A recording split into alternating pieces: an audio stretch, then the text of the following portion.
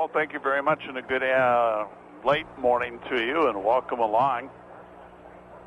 From the Alerus Center, the 9-man championship game coming up here shortly. It'll be the Hillsboro Burros against the Williams County Firestorm. Then after that, Mike and Craig will bring you the Class A championship. Linton HMB will be taking on the Harvey Hornets. Both teams have been out on the field for quite some time now, warming up as they go through their paces. An okay crowd here. I don't think it matters. It'll be a good crowd for both teams, but the size of the facility will dwarf it a little bit. Williams County, the number 1 ranked team in the final several polls of the year. The Burros were ranked number 1 early on, and then they suffered a setback to Richland by a point. And I thought personally that number 5 was way too low for them all year long, and I'm glad that the Burros proved my thoughts right as they've gotten here to the championship game, and now we'll see who is the true number 1. The polls are a great conversation piece, but that's about all they are.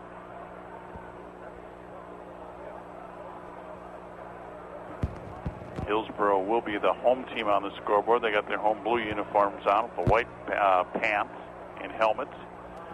The Firestorm, white tops, black numerals, and black pants and black helmets. Craig Keating will be on the floor with some reports for us off and on. And I think Mike Keating's joining us up here in the booth eventually. I'm not quite sure what's going on there, but hopefully we'll see him here, as he should be coming up here in just a bit too. I'm Dan Keating, bringing you play-by-play. Glad to have you along on KMAV 105.5 FM. We'll come back. We'll continue with more on our pregame coverage right after this 2-minute timeout. Welcome back to the Alerus Center. Dan Keating along with Mike Keating. Mike, you were down on the field down there as Craig was scoping things out. What's it look like from down there today? Oh, it looks like a fast turf, that's for sure. We were talking with some of the TV people, and they said look for Williams County to come out throwing and try to use their speed to go up and down the field. And we countered with, Hillsboro's going to use their speed and their power and run the football all day. Pretty much. Yeah, I think I would not be surprised to see the Burros maybe throw a few more times here. You're inside. You got the perfect storm. I mean, there's no wind, there's no rain, there's no sleet. And they got a couple guys that can get down the field and catch the ball. What? Mike talking to Craig on his cell phone, so we'll continue here. I guess why. We're down to 25 minutes from kickoff. Plus, the TV boys will come in. We'll come back. We'll probably get closer to taking a look at our lineups. And, well, hold on here. We'll stay with Mike for just a minute. Now, Mike, you played on the turf in the Fargo Dome. I don't know if they've changed it since you played. How does this turf feel walking across it compared to, say, the Fargo Dome turf? It feels a lot like the old Fargo Dome turf, maybe a little softer than the Fargo Dome turf was, and definitely newer. I think the Fargo Dome used to use used turf, but feels pretty springy. I think it'd be fun to run up and down this. I'm guessing it's maybe softer because I don't see anybody wearing anything on their elbows, and it seemed whenever teams would play in the Fargo Dome, you'd have elbow pads on or tape on their elbows because whenever you hit the turf, you'd get scraped up. Looks like tennis shoes are the footwear, huh? Yep. They don't want you tearing up the turf with your cleats. Oh, why not leave a lasting impression from the 9-man championship game? We'll come back. We'll continue with more when we return in 2 minutes. Well, warm-ups will be continuing for a while here, and then the thing is, it's supposed to be a 12 o'clock kickoff, but that'll be about the time TV will come on here, so I'm guessing it'll be closer to a 12:10, 12:15 kickoff today. But that's just the price you pay. The Burros are actually practicing kickoff coverage here. They're teeing the ball up on the goal line and kicking it off because they bounce their kicks, and I think they're trying to see how they bounce on the turf, which isn't a half bad idea. Now, also one of the coaches is throwing the ball, and they're working on kick returns. I'm curious to see Williams County. I've heard how they're fast and like to run. Hillsboro's speed gets underestimated sometimes. Everybody looks at Andrew Grothman, who himself can run fast, but both Zach Grothman and Josh Mile and guys like that possess quite a bit of speed. Yeah, the Burros, they have quite a lot of speed, but I think, why people don't really recognize it is they don't choose to throw the ball. A lot of teams with speed go vertical with the passing game or, run to the boundaries a lot, and the Burros haven't really needed to do that. They haven't really needed to show their speed. And, they just haven't, but plenty of speed on the roster. Well, no, and we'll get to Mark Rurick's interview here in a bit.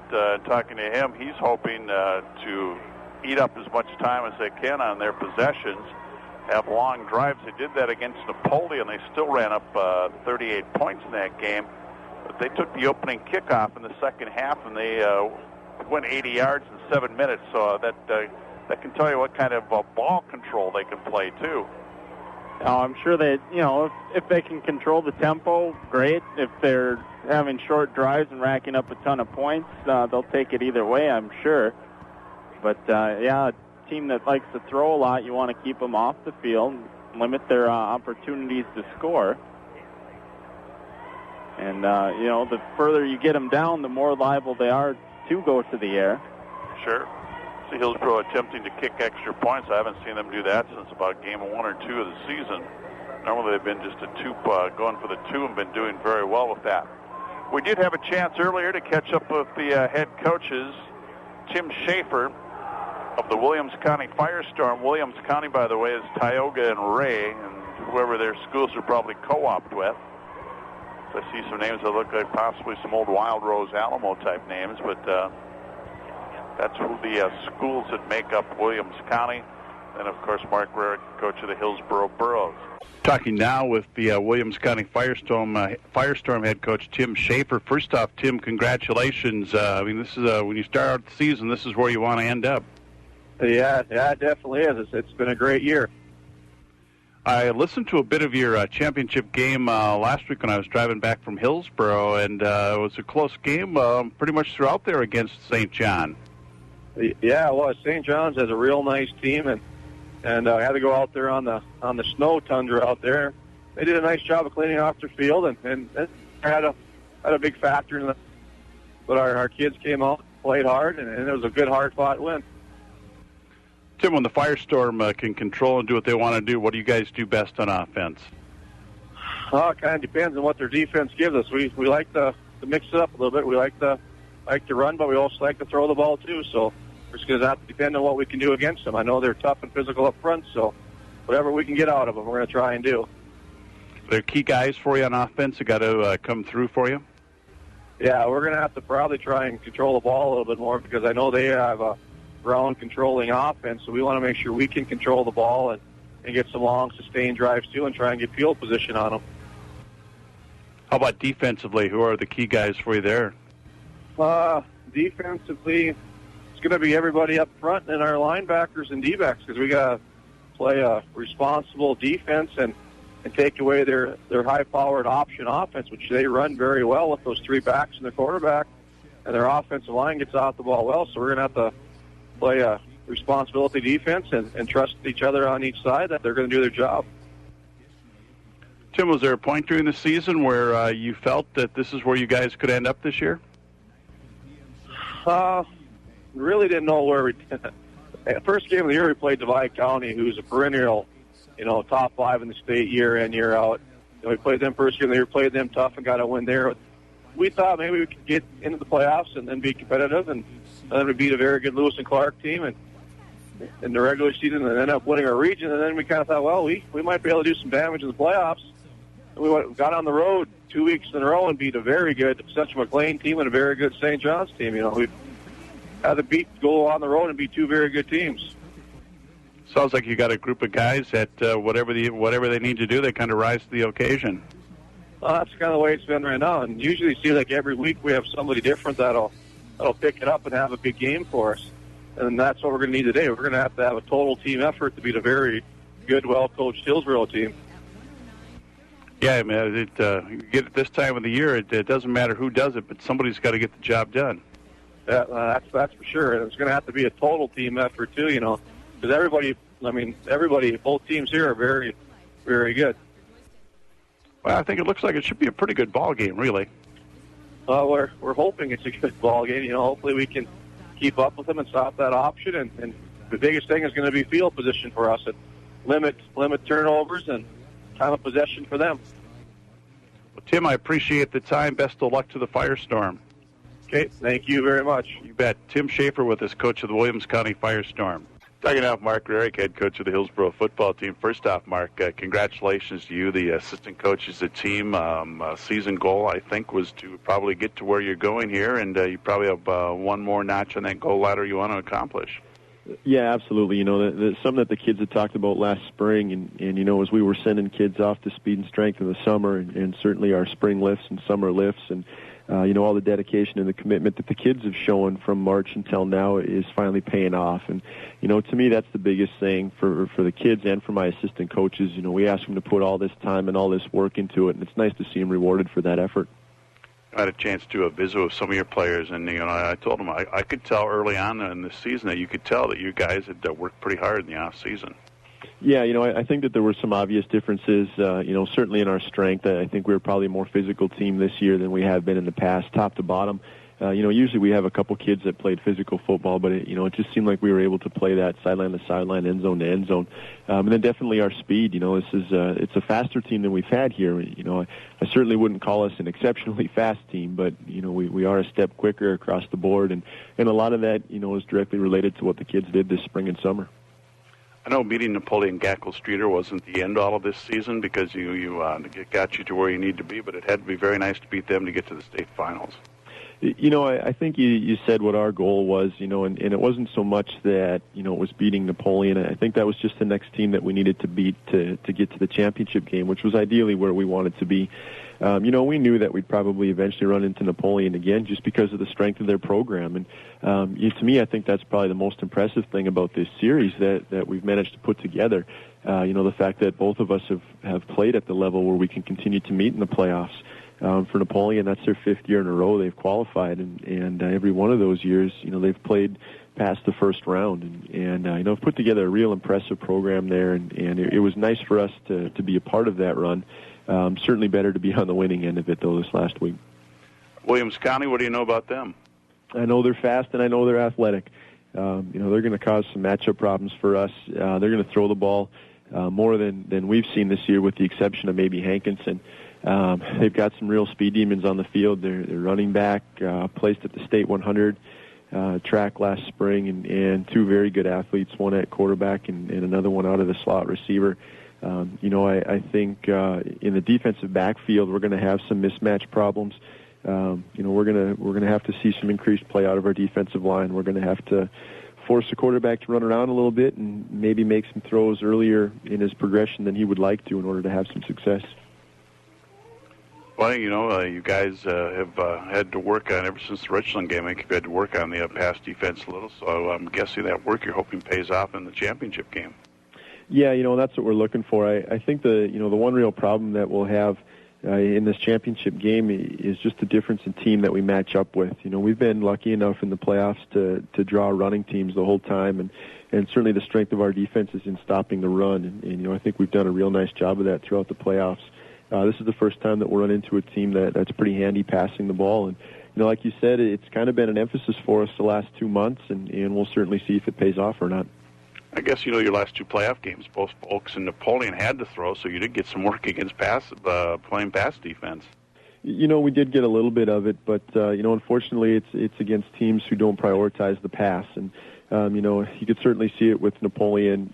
They were passing more out of frustration than anything else. And a team that tries to establish the run early in the game and can't do it tends to abandon some of their team principles. And, I think that's what Napoleon ended up doing. And when they tried to score so quickly, and, all of a sudden they're running 4 wide routes and things that they don't normally want to do.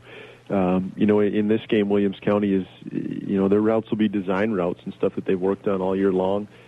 Stuff that we've seen on film, that they started doing at the beginning of the year. So we can expect that things will be crisper and probably executed a little better. Well, I know you guys are kind of going to games. You want other teams to have to stop you, and, that's just it. They're going to have to stop your game, too. Yeah, the biggest thing for us offensively right now is to control the clock. If we can put together some drives and really shorten up the game, I think that definitely plays into our favor. One of the things that we've challenged our kids to do is come up with 2 stops early in the game. We really feel like if we can score a couple times and force a couple stops and make it a 2-score game, that maybe we can take Williams County out of their comfort zone and force them to think about trying to score a little faster than they'd like to. I like the numbers last Saturday when we played Napoleon and ran, 76 plays to their 30 and really occupied the clock, especially in the second half. If we're going to be successful, that's what we need to do again. Mark, it's been a fun ride for you guys this season. It's been fun following a number of your games, and I'm really looking forward to this. It should be a fun one in the old Alaris Center here coming up on Friday afternoon. I think so, too. I'm just excited as heck for our kids and the opportunity that they get and just a chance to have some success in a fall sport. And, I'm really hoping that this is something that they remember playing in and something that they get excited about. Mark, thanks for the time. Good luck. All right. Coin toss is going on at midfield here. Let's see if we can actually watch one. This is usually where I take a break and miss them, so I'm going to stay here and we'll watch the toss. The referees are discussing everything with the captains, all 5 Borough captains out there. James Horn, Jake McLean, Aaron Meyer, Bill Breen, Andrew Grothman, the young men you heard interviews with over the past few days. They all did a nice job. They must be getting to play a good, clean game. They're explaining what the coin looks like, probably. No. This is a half. What do they use? A $50, a quarter? I'm not sure. I know in baseball we use whatever somebody has pocket, but it's like Firestorm won the toss. And they deferred.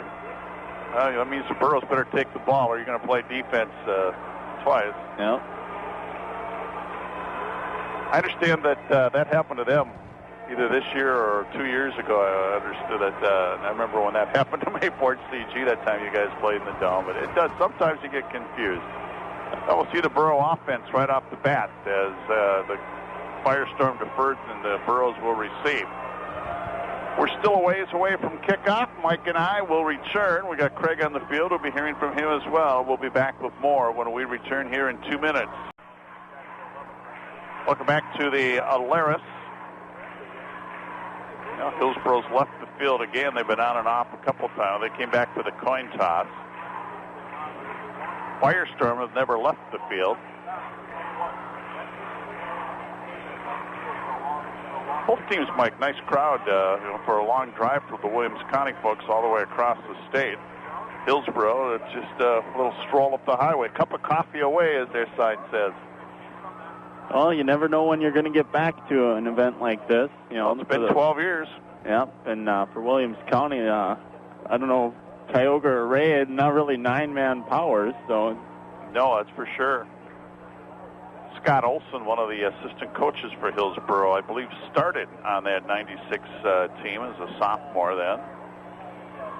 I think Mark Hamry might have been on that team. They had all the Cottons. In fact, I believe the entire backfield was Cottons. On the couple of Muellers were on there. Dakota Bowl records, a couple of the punt return records still held by the Cotton. I think that's how their only touchdown in that game was a punt return. Just kind of scan down here. There used to be some area guys that had records here. The longest punt return in Dakota Bowl Adam history. Cotton, 95 yards. Total yards on punt return. Yeah, 179.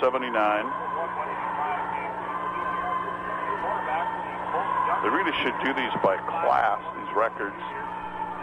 Thompson completed 17 passes, 95. That would have been Jeremy Larson, who was coaching Griggs County Central this year.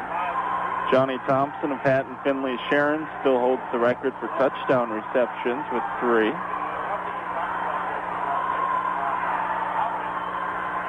saw Central Valley on here for something. Where'd they go? Johnny Thompson also holds the best punting average of 50 yards for 4 or more punts. Central Valley is tied for the most interceptions of 5. Them and Flasher Carson. Also tied for the most passes intercepted with 4 by Kyle Irie in 99. Longest game is New England Regent and Thompson in 95. Looks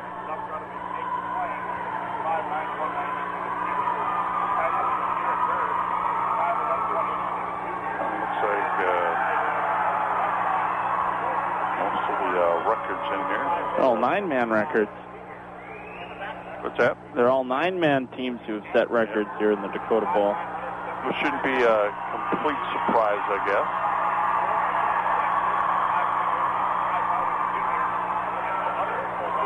Well, we must be getting close to the introduction of starting lineups. We'll come back and take a look at those starters when we return here. So look at the lineups brought to you by the Goose River Bank of Mayville, Hillsboro, and Hatton. Defensively for the Williams County Firestorm, Levi Solom, 6'2", 170, and a senior, and a defensive back. Tyler Lallam, 6'1", 185, and a senior, will be a linebacker. Ryan Perdue, 6'2", 170, and a junior at a defensive end. Jared Vedasaw, 6', 175, and a junior, is a defensive back. Colin Orthover, 190, 5'10", 190, and a junior, is a linebacker. Colton Youngeman is 5'10", 150, and a junior at a defensive back. Jason Hovey, 6', 195, and a senior at defensive end. Keaton Bergstrom, 5'11", 175, and a junior is a defensive tackle. And the other defensive tackle is Matt Perdue, 5'11", 200-pound junior. Tim Schaefer, the head coach, assisted by Brody Odegaard, Steve Perdue, and Jeremy Karkoff, along with Shane Hoddenfield. We'll be back, and we'll meet the Hillsboro Burros offense right after. For the Hillsboro Burros on offense, they're 11-1, Williams County 12-0. At center, Bill Breen, 6', 235, and a senior. The quarterback is Aaron Meyer, 5'11", 175, and a senior. At tight end, Jamie Horn, 5'10", 175, and a senior. At tight end, Garrett Berg, 5'11", 180, and a junior. The flanker, Tanner Bedecker, 5'9", 175, and a junior. The fullback, Andrew Grothman, 6'1", 210, and a senior. At a guard is Jake McClain, 5'9", 190, and a senior. The other guard is Brandon Abel, 6', 185, and a senior. Burros are coached by Mark Rarick, assisted by Scott Olson, Michael Rarick, and Tracy Buzik. They're going to present the colors and have the playing of the national anthem. We'll be back and should be about ready for the opening kickoff when we return in 2 minutes. Hillsboro will receive. Again, Williams County, the Firestorm won the toss and elected to defer to the second half, so the Burros will receive. Dropping deep will be Zach Grothman and Josh Mayo. And let's see, is that 62 teeing up? No, 92. Looks like Matt Perdue will tee it up to kick it away.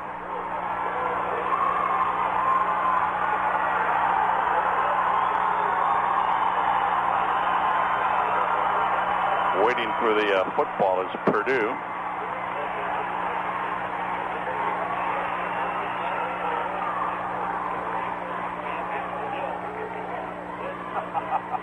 One of these gadget kickoffs where they all, like a jailbreak, they spread for their position when he approaches the ball. That could be. Or is he just going to talk to them all? Well, here they go.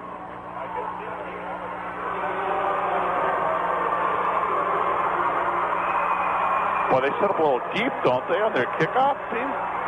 Yeah, 10 yards behind the ball. I guess that gives you more of a running start. Kick comes down the field, picked up by Horn. Horn at the 35, and he'll go down at about the 38-yard line. So that's where the Burros will start out, 1st and 10.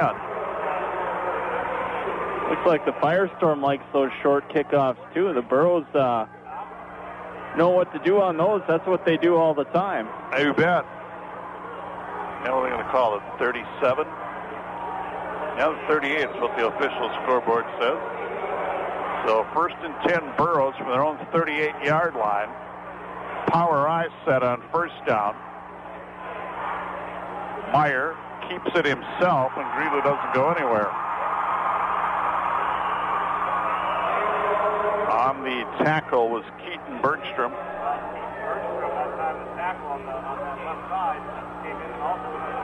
Like a little mix-up there when he was looking to hand off. Yeah, it looked like he might have thought about giving it to Andrew Grothman, but then decided to just hang on to it.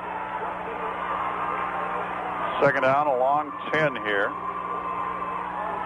Meyer pitches it to Zach Grothman, and Grothman will get it out to about the 40, and that's about it. There to make the tackle is Taylor Lallam. Yeah, the block's there. It's just Bedeker didn't hold on to his block quite long enough, and the tackler peeled off and made the stop.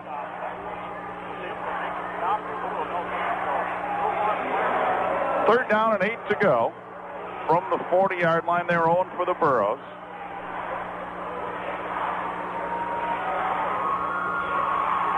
Meyer pitches to Grothman, looking for some blocking room, and he's got a first down, and he'll be run out of bounds as he gets across midfield.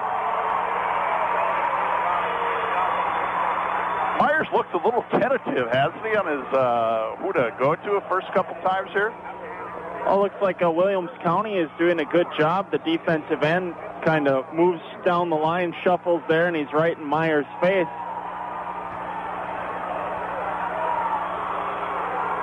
Zach Grothman comes wide to the left side. Josh Mayo to the right. Andrew Grothman, the lone setback. And he'll take the handoff, and he'll drag some bodies about 5 yards.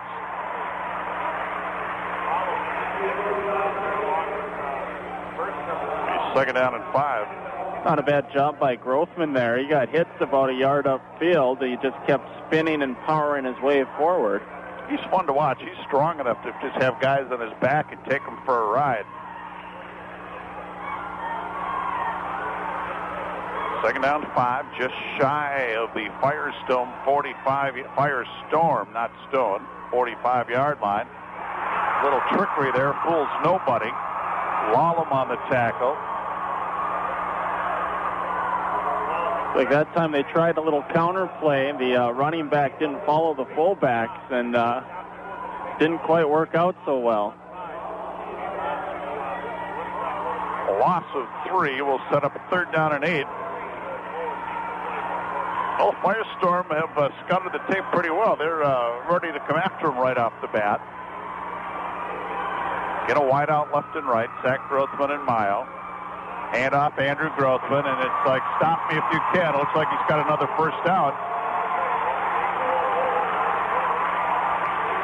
Going to be very close. I thought he broke the 40-yard line.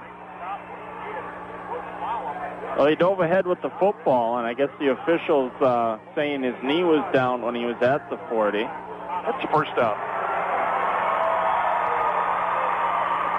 But even on that play, it looked like Williams County defense was ready for it. It's just hard to stop Grothman when he gets ahead of steam going. Not a lot of size on their defense. That could be to Hillsboro's advantage when handing the ball off to Andrew to soften them up and then pop Zach around the end. 1st and 10 at the Firestorm. I'll get it right. 40-yard line. Again, Andrew Grothman. He's at the 30. Down to the 25, the 20, 15, 10, 5. Touchdown, Burros.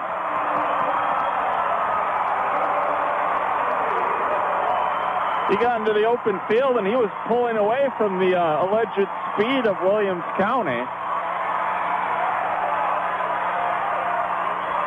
Oh, 40-yard touchdown scamper. It didn't take him long, did it, to kind of shed a little resistance. He was gone.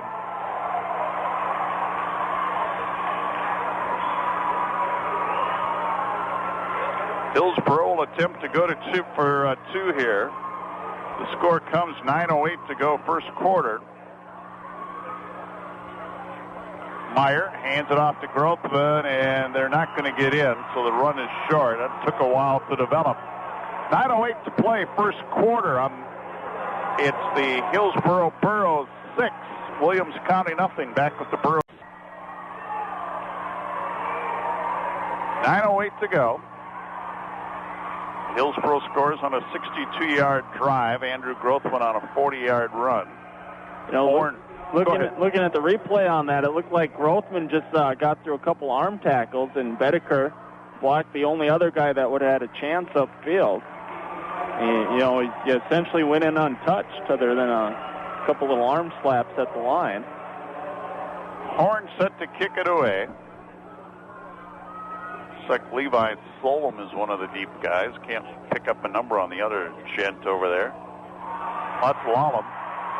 And Lallam fields it at the 21, and he's run out at about the 26, 27-yard line. He should have just let that one go out of bounds. One more bounce. That would have been a wiser choice. One more bounce, and that would have been out of bounds.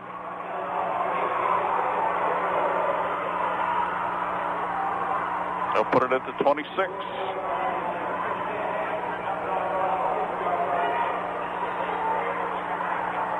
So we'll see Williams County here. Tyler Lallam is the quarterback, and he'll run out of a shotgun. Penalty flag.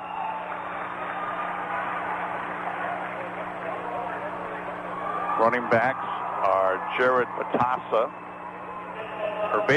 excuse me. Offside against the Burros. That'll be a 5-yard penalty. Make it 1st and 5. Other running backs are Colton Youngman.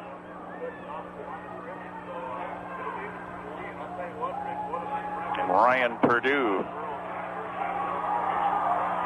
We're going to go a spread set here, though. On 1st and 5. Lallam out of the shotgun. Comes to pass in the flat. That'll go nowhere. Beautifully read there by Garrett Berg.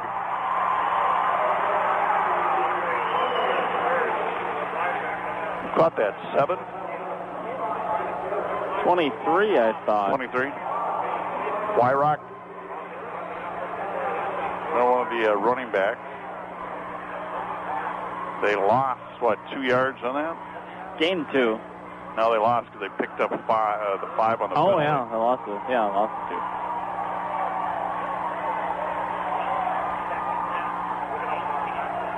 So 2nd down and 8. Pass is incomplete. Goes right through the hands of Ryan Perdue. It's going to bring up 3rd down and 8.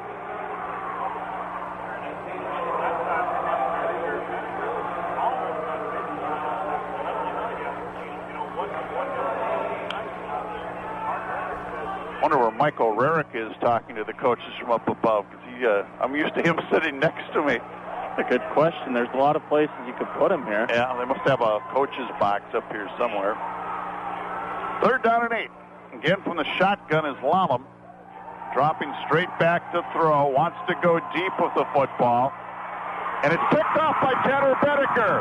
Bedeker at the 35, the 40, picks up a block, the 45, he's at the 50, the 45, finally brought down at about the 39-yard line of Williams County. Great return by Bedeker. That's Bedeker just playing center field at that deep safety position. Didn't let the receiver get behind him, and he just got under the ball. It was lofted up, an easy pick. Now, he's the guy that kind of gets overlooked at sometimes, but he's a pretty good athlete. He's made some big plays for this club this year. Yeah, he had a big block on the touchdown earlier. Now the interception sets him up with really great field position. 1st and 10 at the Williams County 38. I saw Keith Meyer on the screen there a minute ago, up and cheering. Handoff goes up the middle. Andrew Grothman breaks the tackle. He's at the 30, the 20, 15, 10, 5. Touchdown, Andrew Grothman. Wow. 38 yards out. There's a little more resistance on that than the last touchdown run. He got popped about 2 yards upfield, but he bounced off that and he was gone.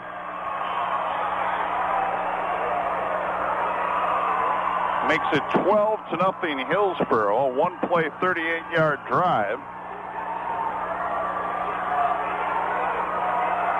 4 carries, 96 yards already for Andrew Grothman. Looking on the replay again, they had the little D-backs trying to run him down, couldn't catch him. That ain't going to happen. Pass is complete to Horn. That's kind of a late hit there on the tackle. So the pass to Horn is good. It'll make it 14-0. Hillsboro with the lead. We're back with their kickoff. Well, Andrew Grothman strikes again on a 38-yard run. Aaron Meyer, a 2-point conversion pass to James Horn. Must have a longer TV timeout. They're taking a little longer time in the kickoff huddle.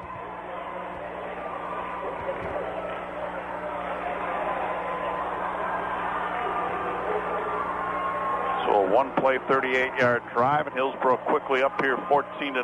7:55 to go, first quarter. I know Mark Rarick wanted to take time off the clock, but I don't think he's going to give those 2 touchdowns back. If you can put them in a deep hole, you can get it to running time in the second half. The clock will run out fast anyway. Well, we got a ways to go here yet. We'll see what happens. Horn again to kick off, or bounce it down the field as he likes to do. Ball's bobbled and tackled at the 41-yard line.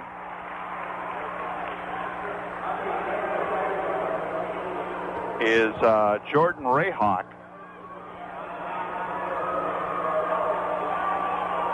So Williams County will start out better than they were. Start out at their own 40-yard line. 41, they're going to call it officially.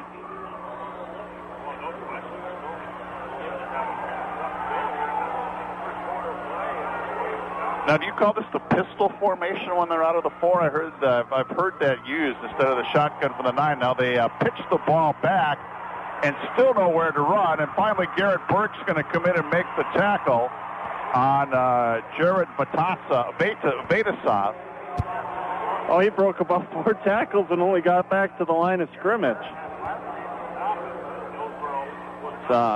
Hillsboro is good at snuffing out the run. They've had to do it all year. It's the pass defense that was, I think, a little suspect coming into the ball game. I had heard that term, that the shotgun is normally a 9-yard drop and the pistol's a 4-yard drop. Huh. Back to throw, Wallop. Pass is complete to Purdue, and he's brought down by Garrett Berg at the 45-yard line. It'll be a pickup of 4, second down and 6.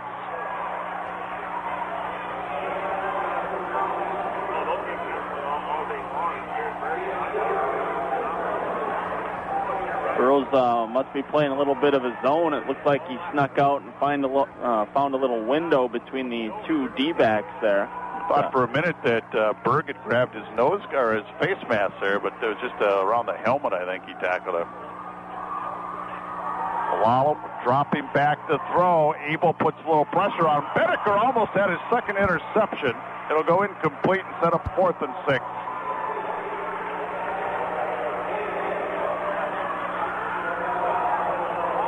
Like Brandon Abel and Bill Breen got some pressure on the quarterback. They were up in his face when he threw it, and he got lucky he didn't throw another interception. Brandon Abel's another guy who, after for about the 3rd game on this year, has just come up with huge play after huge play in that defensive line. They're going to punt.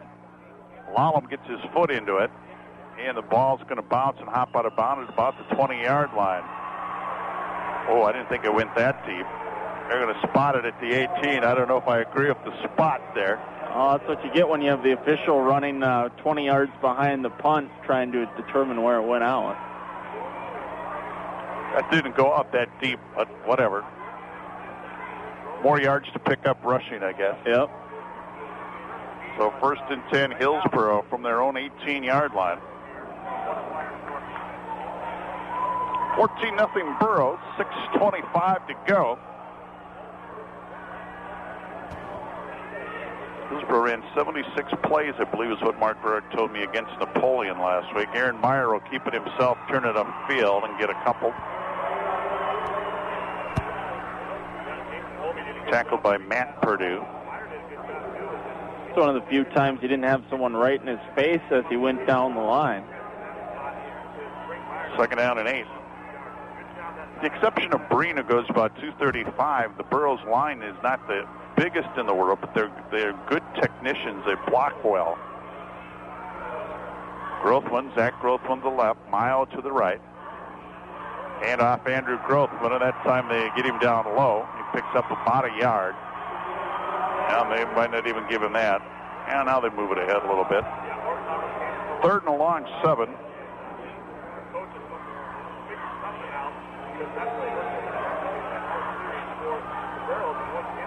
The replay, it looked like the lead blocker, Jake McLean, went left and Grothman went straight. Maybe just read the play wrong. 3rd down, 7 yards to go for Hillsboro. From the 22, handoff goes to Tanner Bedecker. Andrew Grothman, and Grothman runs for a 1st down. Number 5 for Hillsboro. From the 22 to the 33, another 11 yards. That's going to put Andrew Grothman over 100 yards on the day. That time he followed his lead blockers. He had Breen at the line of scrimmage and Bedecker upfield. And then he picks up the 1st down. McLean on the left side, I think, helped with that block, too. Zach Grothman to the left, Mayo to the right. Aaron Meyer back to throw. He's got James Horn. Hit him in stride. It'd be a 1st down at the 40-yard line.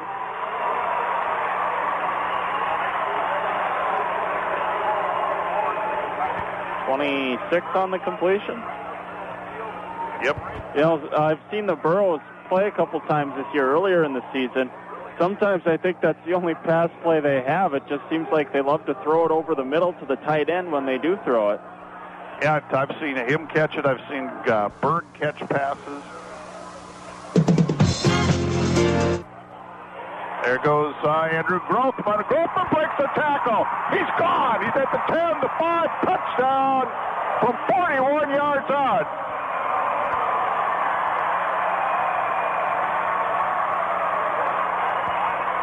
We might have to start looking up rushing records here soon. Yeah. Looked like he broke an arm tackle in the backfield, stepped over a couple guys downfield, and then he regained his balance and was gone. Still 4:32 to go, 1st quarter. A 82-yard drive for the Burros. They will line up to go for 2.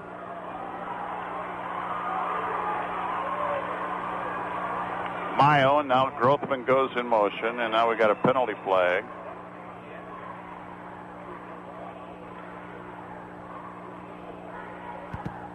Hillsboro short a player. Here comes Tanner Bedecker. I think they were short a man.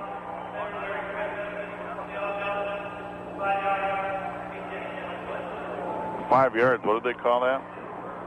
Illegal substitution. Okay.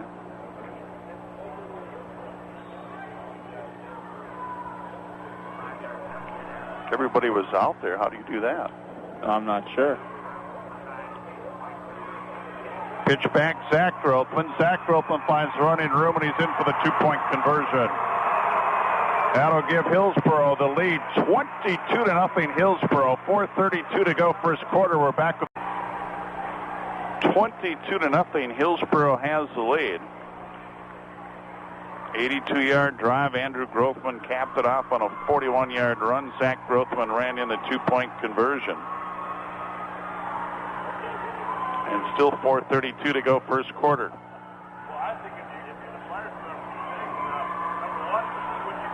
Looks like everyone might get to play today. What's that? Everyone might get to play today. Well, we'll see. Firestorm need to make something happen on this drive, or they may be in big trouble. Yeah, especially since they haven't been able to stop the Burros yet.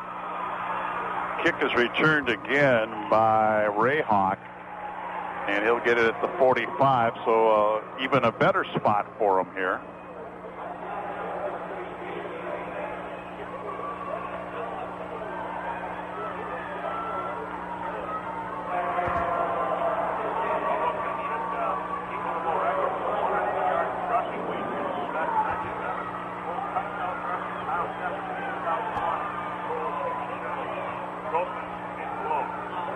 So here goes the handoff. Nothing going there as the tackle's made by Garrett Berg. He's having a nice day defensively. On the carry, it was Wyrock.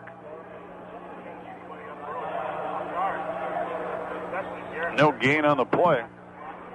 You're not going to fool the Burros running the football, that's for sure. No, they do a great job. Horn comes out for a minute. Something's wrong with his helmet.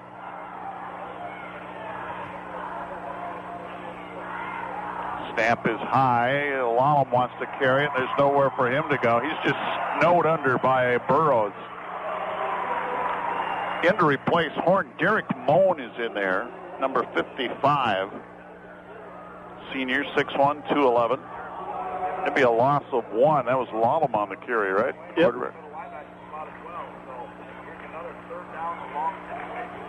You know, reading in the paper, Lallam is supposed to be a dual threat, but with the pressure the Burrows line has gotten, hasn't been able to do much anything.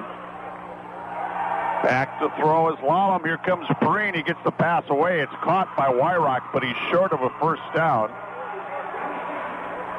Deland Wyrock on the reception. So it's going to be 4th down and strong 2, almost 3 yards to go.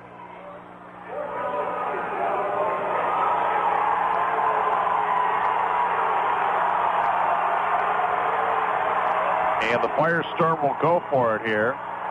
Back to throw is Lallam, rolling out, gets the pass away. It's caught by Purdue, and Purdue will have a first down at the 36-yard line of the Burrows. First down of the game for the Firestorm. What was that?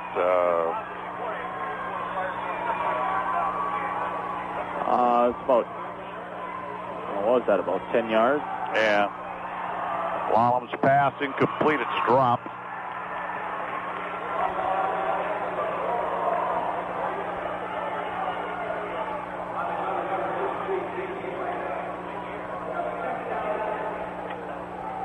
So it'll be 2nd down and 10 at the 36-yard line of Hillsboro. This is the deepest up the field the Firestorm have gone. Rayhawk in at a wideout. Snap a little high. Lallam wants to run, and Lallam isn't going to go much of anywhere. No, I take that back. Somebody stuck out of there. It must have been a good fake into the line by Lallam that time. Oh, that was actually Lallam with the ball. He broke the tackle. He spun out of the tackle at the line of scrimmage. It looked like the Burrows had him. I thought he went down, but he managed to squirt out of there. Let's see the replay. Look, right there, he should have been down, but he got away. 3rd and 1 at the 27-yard line.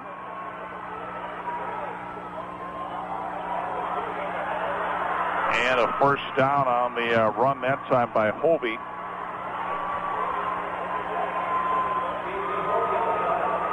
And he'll get it down to the 24-yard line and pick up 3 yards.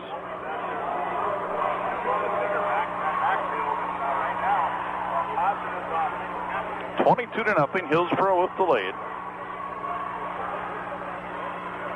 Lallam out of the shotgun, fumbles the snap, ball on the turf. Hillsboro, Andrew Groffman says the Burrows have it. They have it. Football's recovered by Garrett Berg. Who fumbled that? It was the quarterback. He mishandled the snap. It looked like the running back coming through tipped it up in the air. Neither one of them was able to find a handle on it. So they would have lost a yard on a fumble.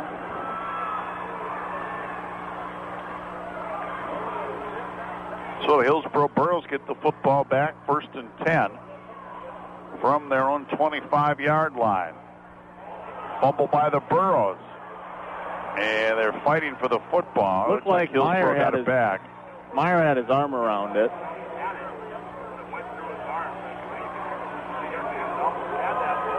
Like Grothman just never got the football on the handoff.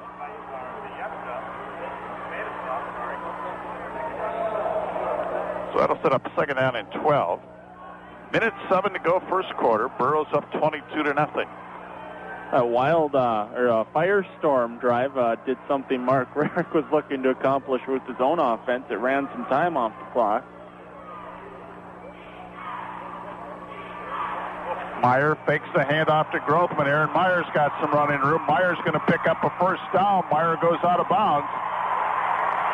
Nice fake to Grothman. Grothman lost his shoe.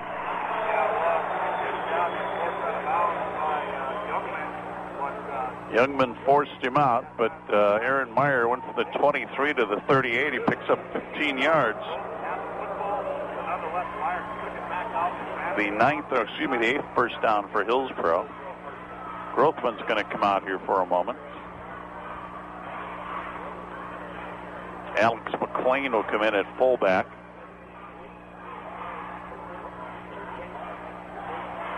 Andrew Grothman has been bothered by a ankle throughout the year. And off to Zach Grothman, and not much running room there for Zach Grothman. They're not letting him get around the end too much here, the Firestorm. No, and it looked like if he had been able to, just bounce it out a little bit more to the edge, he might have been able to break it. But he was forced to cut it back inside. Second down, a long 9 here. Looks like they got to rewrap his ankle maybe as Grothman's taking a tape off. Zach Grothman to the left, Mile to the right. Alex McLean, the lone running back behind the Meyer again keeps it, but he's brought down on the play. On the tackle is Keaton Bergstrom.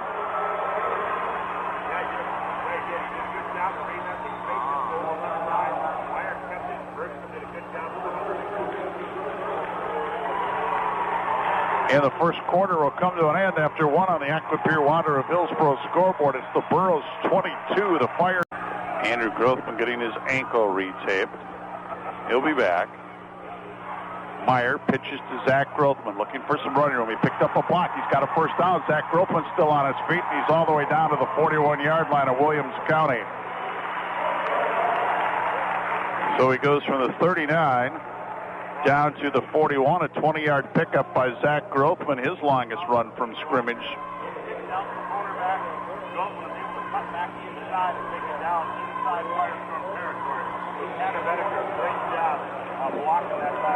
So first and 10 for Hillsboro from the Firestorm 41.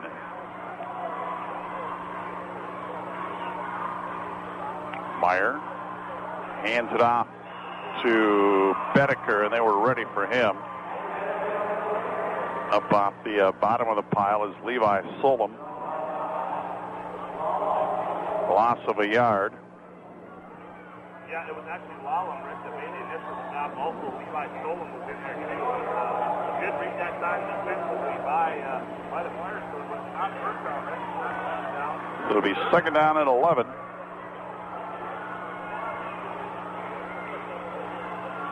They'll bring over the ball. Myers sets him down.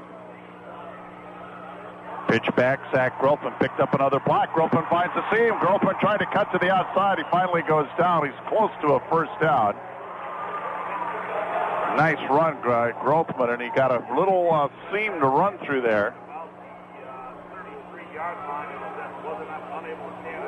Looks like they might be just a little bit short. Now they're going to bring the chains out. Craig down on the sideline said the trainer's working on a couple of toes on Grothman's foot. Maybe got a little turf toe or something. That wouldn't be good. I don't think you're going to keep him out of the rest of this game, too. No, I don't think so. He'll be short by about a football.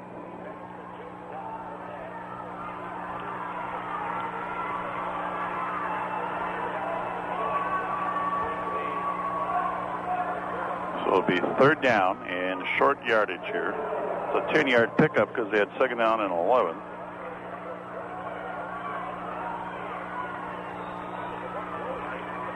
So it'll be third down and a yard to go here. Can they send receiver left right? Aaron Meyer's going to keep it himself. He'll pick up the first down. The 10th by the Burros. Meyer goes from the 31 down to about the 29, maybe the 28. I think they'll put it to the 28. Good surge by the Hillsboro line. It looked like there was a big opening, and Meyer pretty much just walked across for the first down. They've kind of manhandled most of the teams they've played this year up front. You have to have the run the ball the way they do. First and 10 at the 28-yard line. Meyer back to throw. Caught by Alex McLean. Alex McLean down to the 5-yard line. No, did he fumble it? I think he fumbled it. So McLean caught it. He ran it down to the 5 and then fumbled it.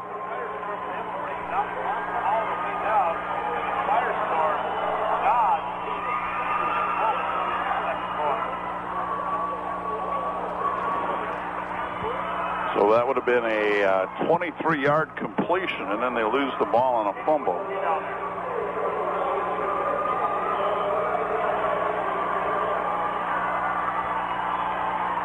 So Williams County will get the ball back, 1st and 10 from their own 11-yard line, trailing 22-0. Looks like Grothman's back on his feet down there. Run up the middle, gets a little bit of yard, and that's about it. Derek Moan is in, and also in is Jesse Fulgham. Here comes Andrew Grothman back in. Alex McLean will come out. Who carried that last, Mike? I think that was the quarterback. Slalom again? Yep. Picked up a yard. Pass in the flats is complete. There's Tanner Bedecker on a huge tackle. Looked like maybe that the receiver was thinking of handing or pitching to somebody. That was Betasoff. No gain. Bedecker was being blocked by the other receiver, just slid off and made the good form tackle.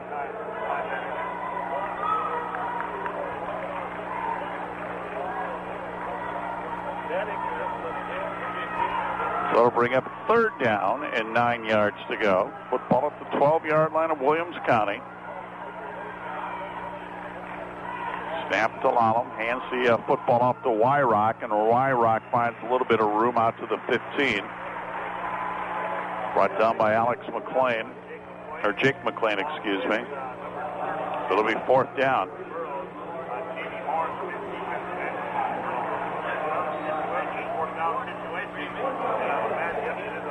Actually, it was 39 Hobie that carried that.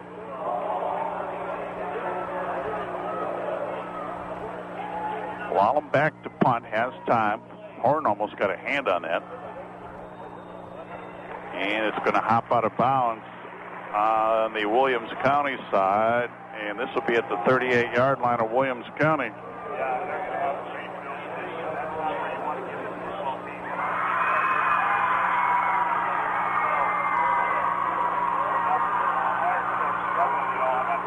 Looks like they're almost trying to angle the punts towards the sideline so Zach Grothman can't get at them and try to return them.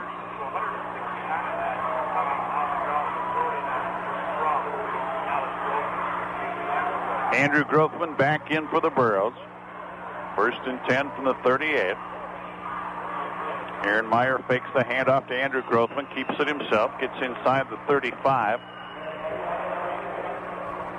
Picks up about 4 yards here, 2nd down and 6. I'm not so sure had he given that to Grothman, that Grothman may not have taken it in for another touchdown, but nonetheless, he got out of the yardage. Wasn't getting that low linebacker. 8 minutes, clock rolling here in the first half. Zach Grothman to the left, Mayo to the right.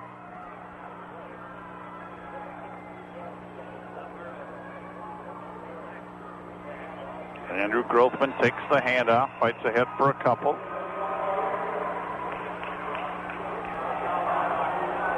He's going to make it 3rd down and 4.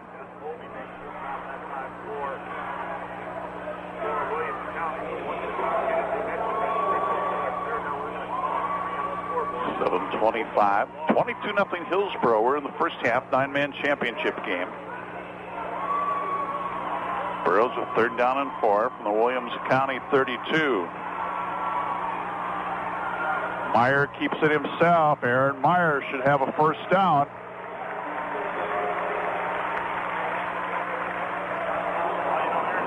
As he's going to get that ball down to the 26-yard line.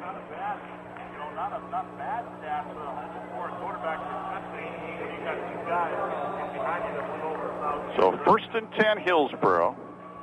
Yeah, I've got them 11-2 in 1st downs in favor of Hillsboro. They're at the 26-yard line of Williams County. Zach Grothman way wide to the left, Mile to the short side on the right.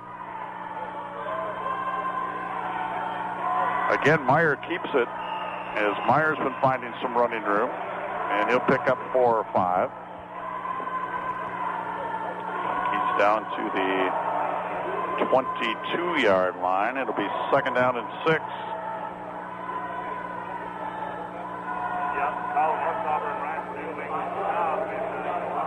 Alex McLean comes in. Looks like Andrew Grothman's out again. He's just maybe not being able to run on those toes. Looks like they're looking at his hand right now. Maybe don't get a timeout here taken by Hillsboro.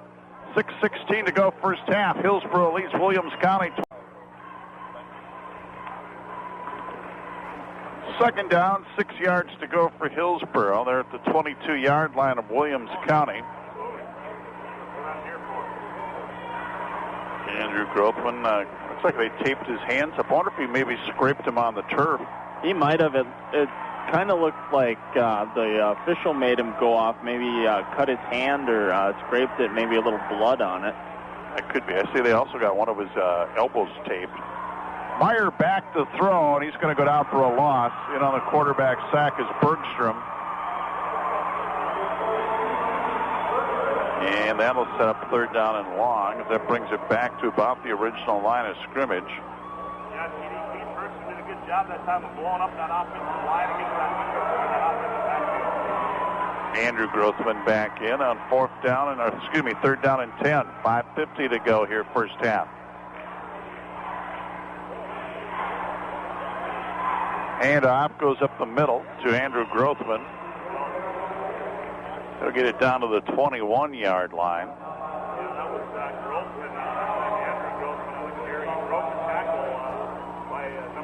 And that'll set up 4th down and 4.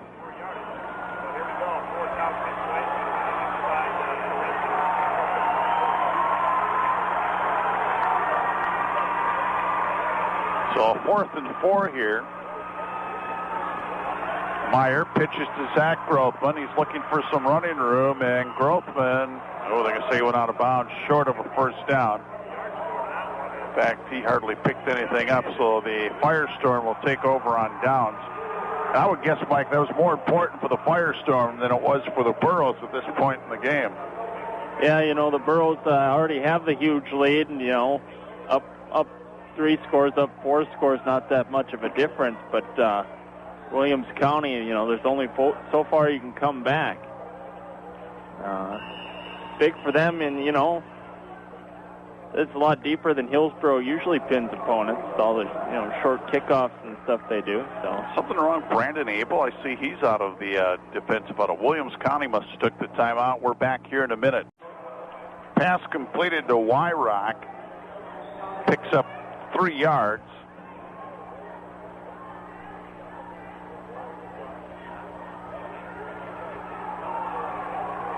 6 of 9 for 22 yards passing are the Firestorm. They have 8 yards rushing. Handoff goes to Hovey, and Hovey finds very little running room. Bill Breen coming back in. We noticed, Mike, during that last timeout, looks like they're getting some more guys in by resting some guys. Breen was out. Now he'll come in, and Fulgham will come out. Moen was in for a while. Well, why not? You got a lead. It's a chance to get some guys into a title game that deserve to probably get in there. Yeah, and also at this time of year, it's probably a lot warmer than they're used to playing. And dry. Warm and dry. They're probably getting a little fatigued on the turf.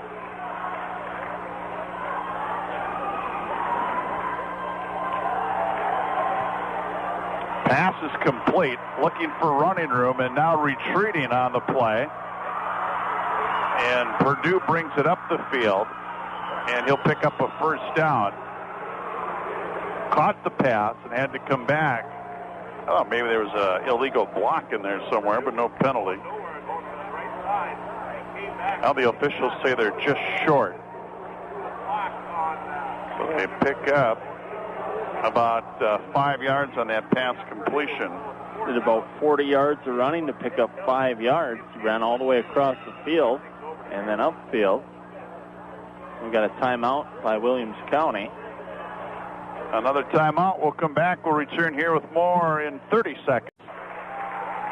4th down and a yard to go, a little less than a yard to go here. Firestorm discussing what they want to do.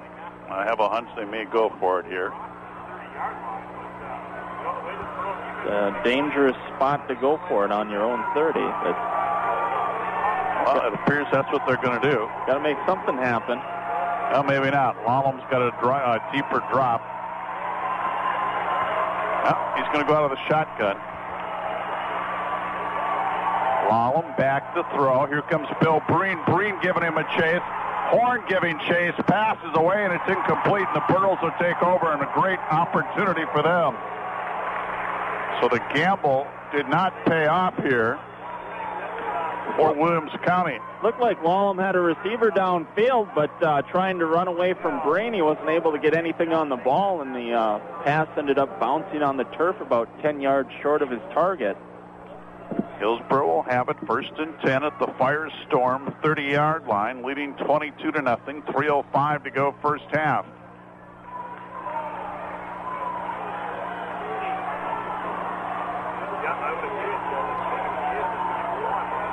Double tight end, power eye set.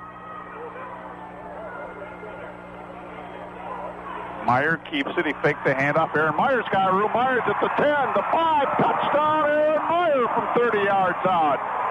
We'll make it 28-0.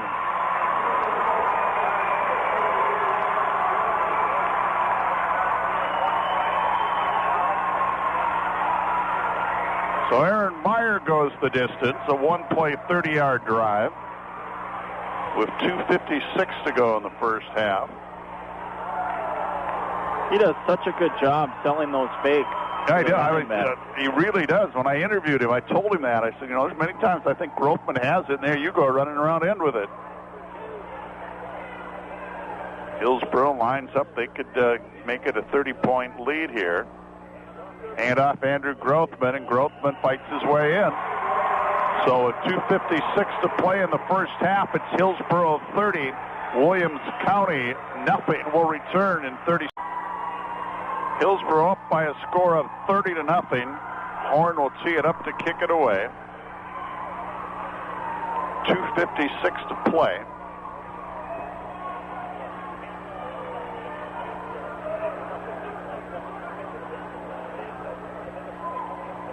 Well, they certainly have, Nick. I'll tell you what. One thing about these two teams, Hillsboro was number one when we started the football season. They lost it.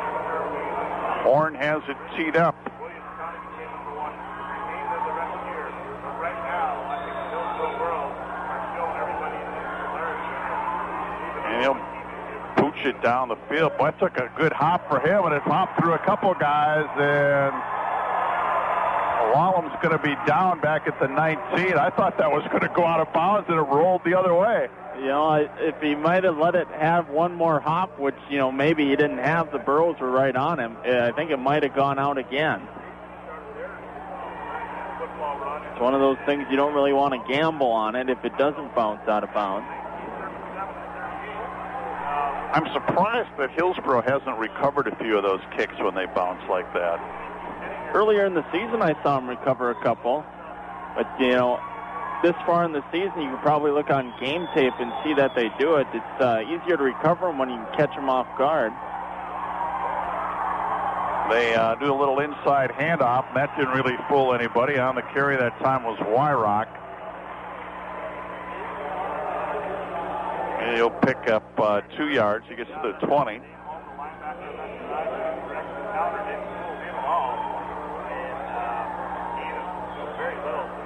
So it'll be 2nd down and 8 from the Williams County 20-yard line. 2.5 minutes, clock rolling here in the first half.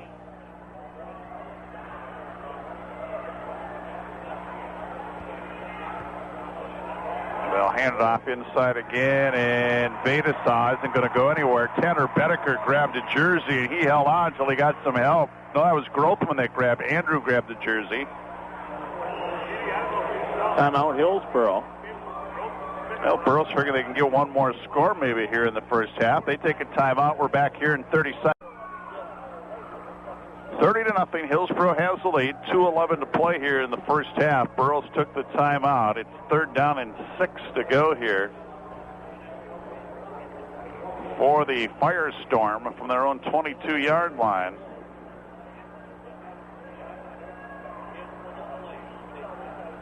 We'll have to do, Craig's going to catch Mark Rurick. We'll have to see who the TV catches at halftime first, because then they'll get the other guy last.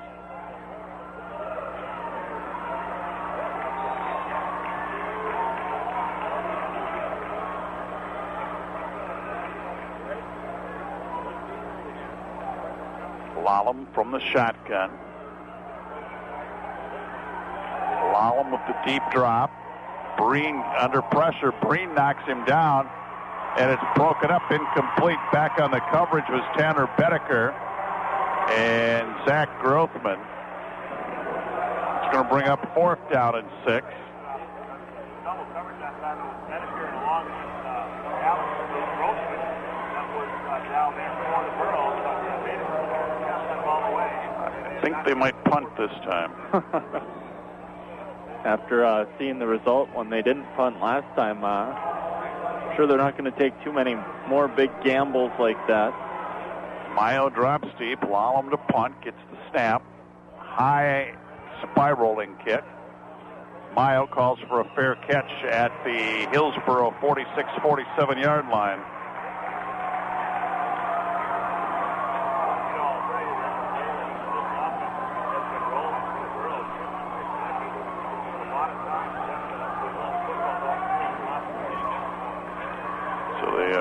Officially, we'll call this the 46 or the 46-yard line.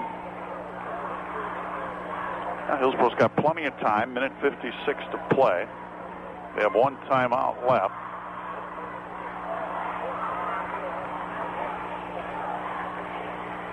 Myers going to hand the ball off to Tanner Bedecker, and Bedecker gets a first down. Got a penalty flag. Be a holding call against Hillsboro. Yeah, I think they're going to get, that time I think they're going to get Andrew Grothman. So give Bedecker the run to the 50, which is about a 4-yard pickup, because that's where they'll walk it off from. Grothman through the block. The officials do the laundry on the field, so I guess they're just probably with the first penalty. Be the third penalty against Hillsboro for a total of 20 yards. Bring the ball back to the 40-yard line.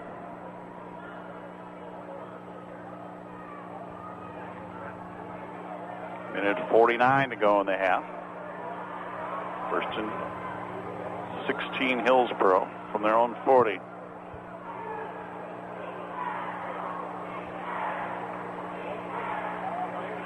Meyer back to throw, looking for Berg. He's got him. Berg down to the 25 and a first down.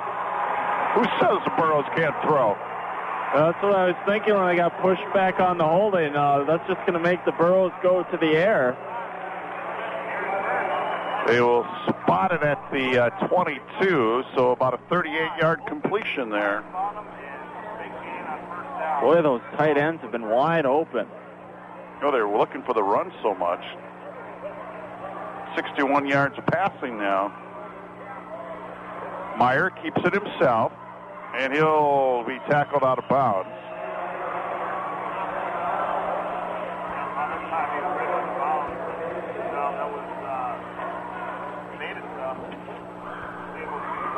So Aaron Meyer will pick up 4 yards. Myers carried 12 times for 59 yards. Football is at the 18-yard line of Williams County. This time we got trips to the left side. Horn, Mayo, and Zach Grothman.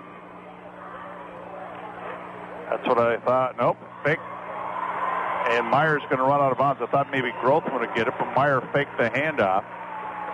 And he's run out of bounds. Another first down. It's going to be first and goal at the 9-yard line. A pickup of 9 on the carry by Meyer.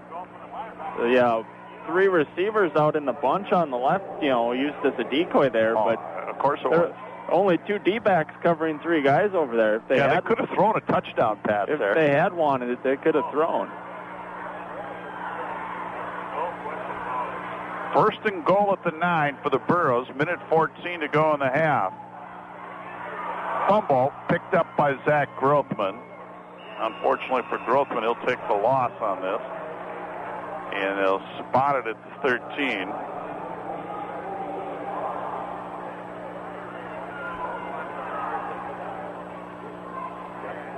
"55 seconds to go. Hillsboro still has a timeout left.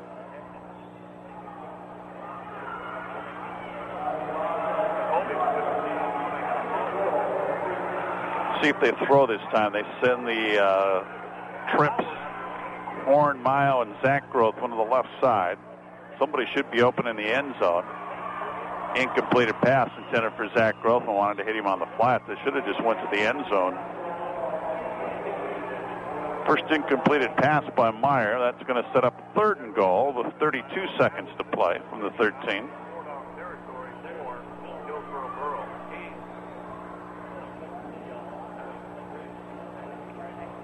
Mayo took a few steps towards the sideline and got the play. Zach Grothman to the left, Mayo to the right.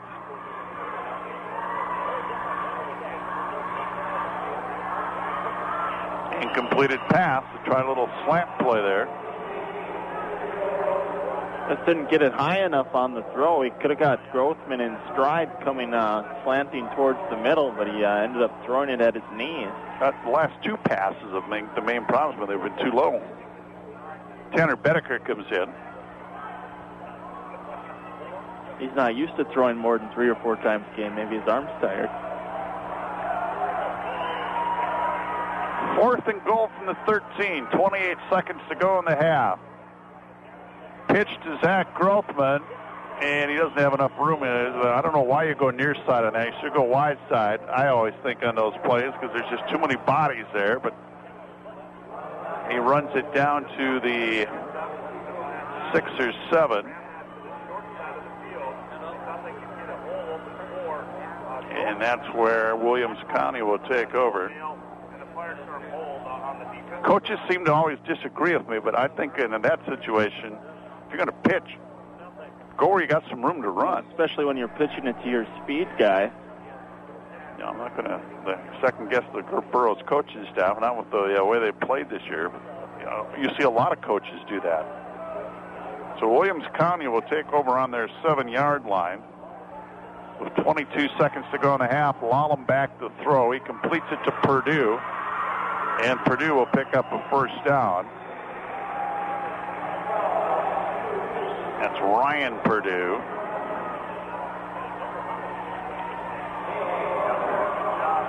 So get out to the 19-yard line. That would be a 12-yard pickup.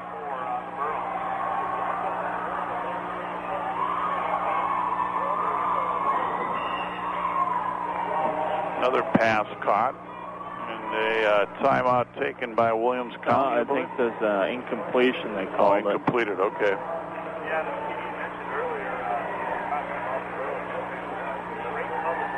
was going to say they're out of timeout, so they can't take one.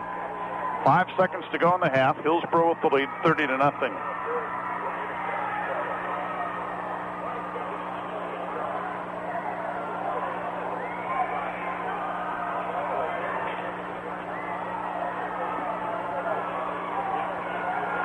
Solom comes out wide to the left, another receiver wide to the right. Lallam back to throw. He's going to heave it deep down the field. Bedecker breaks it up, almost picked off by the Jake McClain, the trailer. And that'll bring the first half to an end. We're at halftime on the Aquapure Water of Hillsboro scoreboard. Hillsboro 30, Williams County nothing. Let's look at the scoring here first. Burroughs got on the board on their first possession, 9:08 to go first quarter, 62-yard drive. Andrew Grothman on a 40-yard run. The run for 2 was short. That made it 6-0 Hillsboro. Burroughs came back a short time later, 7:55 to go. A 38-yard drive. Grothman on it was a one-play drive, 38-yard run by Grothman. Aaron Meyer to James Horn for the 2-point conversion, made it 14-0. 4:32 to go in the first half. An 82-yard drive. Andrew Grothman on a 41-yard run for the touchdown. Zach Grothman ran in the 2-point conversion to make it 22-0.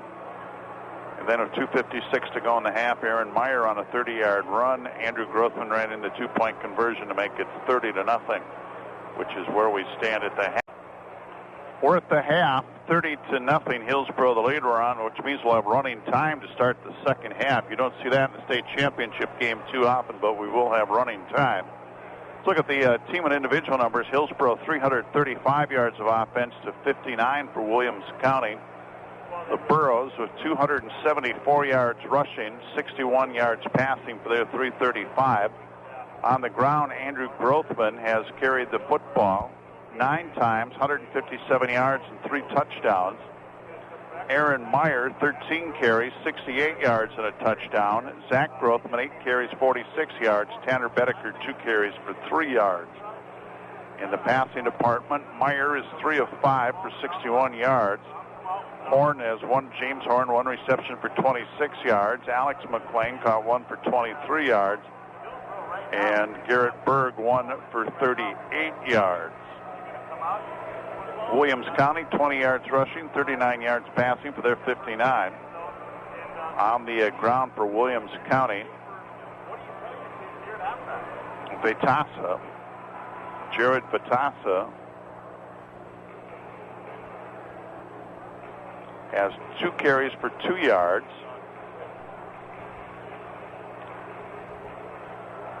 Dylan Wyrock has carried the ball 2 times for 2 yards. Quarterback Tyler Lallam has carried the football 4 times for 8 yards. And Jason Hovey has carried the football 3 times for 8 yards. In the passing department, Lallam is 8 out of 13 for 39 yards. Wyrock has 3 receptions for 8 yards. Ryan Purdue has caught the football 4 times for 31 yards. And 1 reception for no gain to Vitasa, Jared Vitasa. First downs in the first half, 13 for Hillsboro, 2 for Williams County. The Burros were penalized 3 times for 20 yards. No penalties on Williams County. No turnovers by Hillsboro, 2 by Williams County. An interception picked off by Tanner Bedecker. A fumble recovery by Garrett Berg. We're at the half, 30-0. Hillsboro with the lead. We'll come back, continue with more when we return in 2 minutes.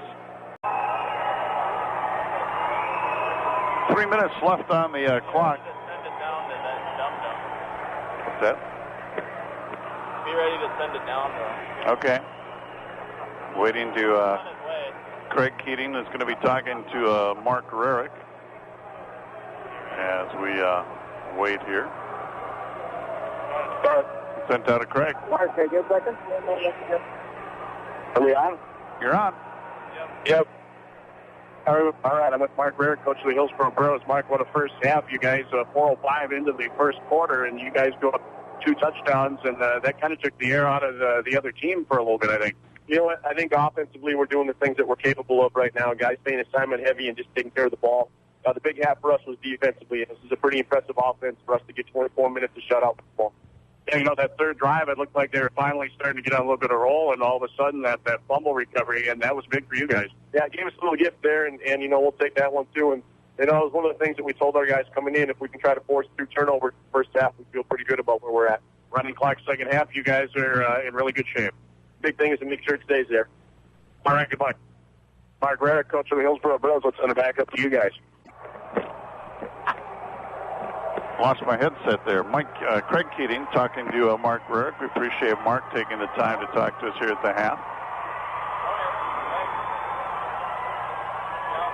Hillsboro back on the field warming up. Here comes the fire storm. We'll be back at the second half kickoff when we return in 90 seconds. Well, welcome back. Looks like they stuck some more time on the clock for some reason. Both teams are on their respective sidelines. Maybe the video people need another timeout or 2. I don't know. Besides listeners on KMAV 105.5 FM, want to welcome along our listeners listening on the webcast at KMAV.com.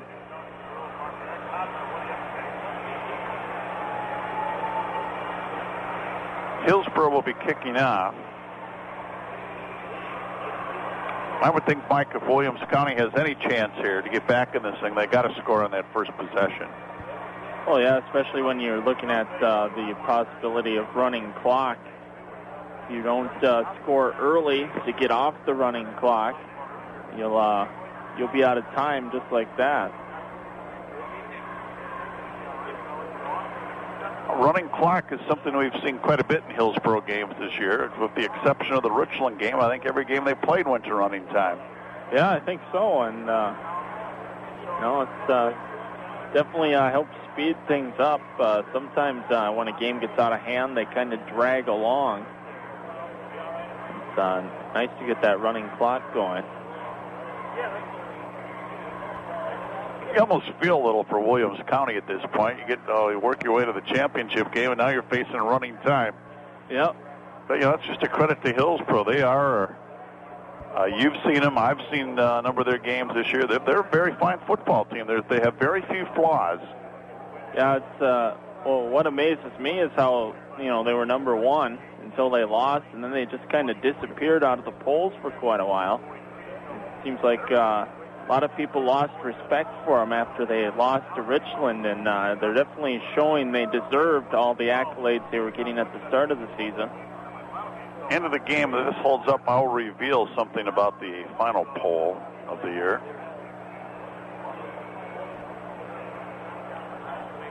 So even though they were fifth, I believe they had a first-place vote. But we'll wait till the game's over. Don't want to let put any jinxes here or anything. Because they can score 30 points and a half. Obviously, it's possible for another team to do it, but Hillsboro would have to, it's too early to be saying state champs yet. And I'm sure that's what Mark Rurick's telling them right now. He said, let's get another score or two, then we'll let everybody else in. Williams County's going to need to find something that works on offense. The pass offense that we heard so much about hasn't been working at all. Hillsboro's stuffing the run. Something's going to have to happen for Williams County. They're going to need to find something that works if they're going to make a game of this. I think one thing that's hurt that pass offense is the pressure that they've been getting. The boys up front have been putting the pressure on. Yep. Horn will kick it away as we get set to start half number 2.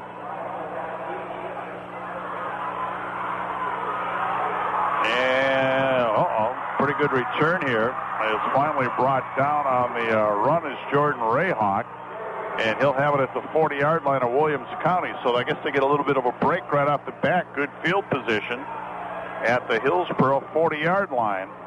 He got a good bounce on that kick, hit him right in the chest. He was able to run with it. A lot of the times, guys have to pick it up around their ankles or go chasing after the ball. Actually, it'll be at the Hillsboro 39-yard line. 1st and 10 for the Firestorm. Lallam out of the shotgun formation. And Lallam's going to run, and he's stopped right at the line of scrimmage. Jake McLean's in there. Bill Breen. No gain on the play.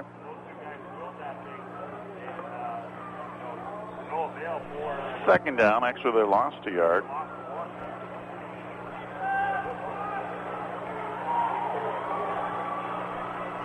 Receiver left and right. Snap a little high. Lallam looking to throw. He's being chased again. Lallam. Brandon Abel hits him as he throws. The ball almost picked off by Zach Grothman. It'll go incomplete.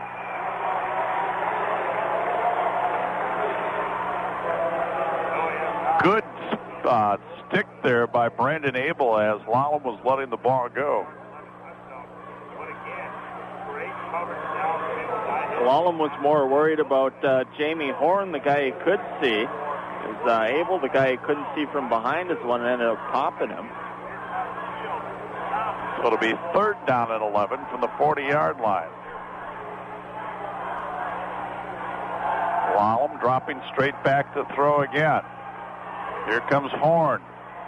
And the pass is incomplete. It was a little low. And unable to pick it up was Vedasat. So it's now 4th down and 11 from the 40-yard line. I think Williams County almost has to go for it here. Yeah, and the thing about this, the last time they went for 4th down, they were on their own 30. Why are they stopping the clock? Do we not have running time in a championship game? I don't know.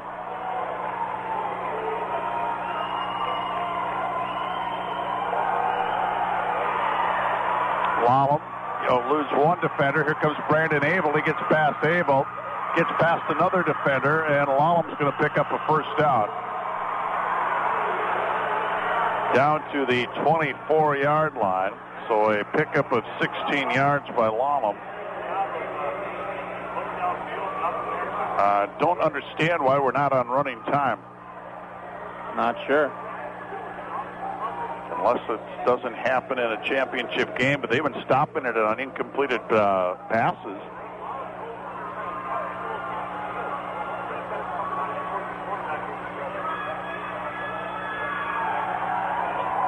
Pass is complete.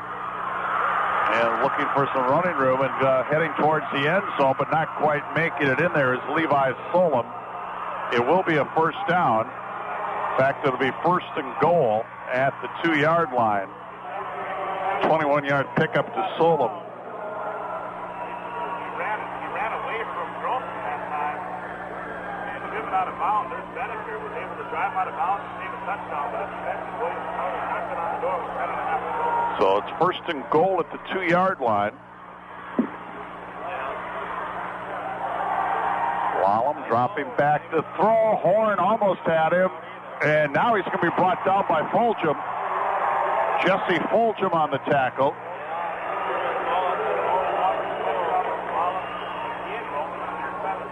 So that'll be a loss of 8.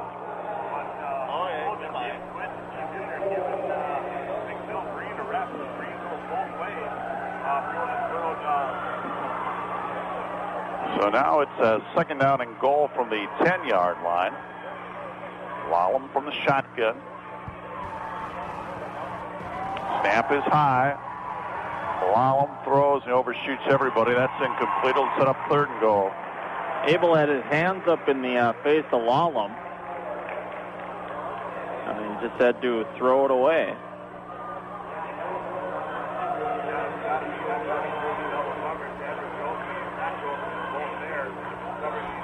That wasn't a good spot where they put the ball. It should be closer to the 10-yard line, and it's back near the 11.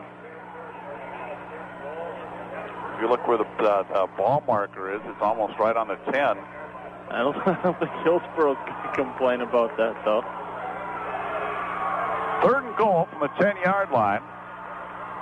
Lallam back to throw. Fulgham on the that pass will go incomplete.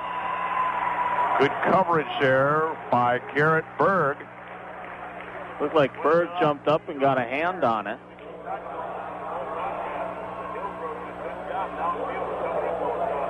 So it's 4th and goal from the 10. Now they spotted it where it probably should be. Solom to the left side. Purdue to the right. 4th and goal. Borough fans making a little bit of noise. Lallam back to throw.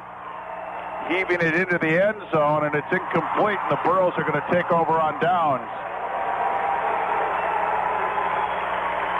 So Hillsboro will get the football back. Again, I don't understand. This should be running time. And maybe it has something to do with the game being on TV and doesn't matter. Getting ad breaks in or whatever. Hillsboro will take over on their own 10-yard line. Why aren't we on running time? Why aren't we on running time? They don't have it in the Dakota Bowl. Okay. I guess they don't have it in the Dakota Bowl. Tanner Bedecker had the ball. He lost it. And it's recovered by the Firestorm. Colton Youngman recovered the ball.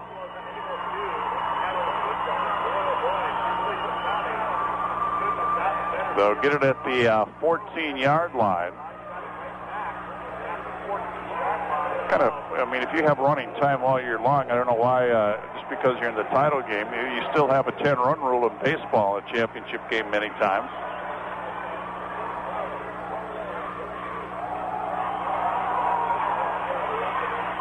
And there's a tackle for little or no gain there.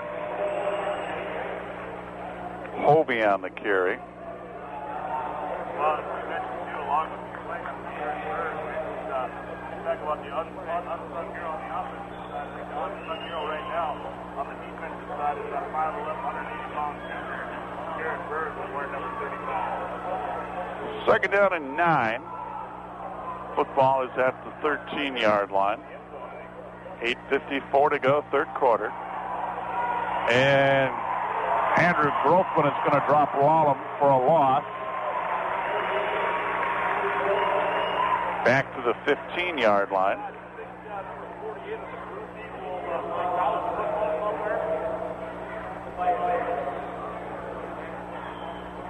Boy, you wouldn't be able to tell from this game, but on the season, Lallam's averaging around 12 yards a carry.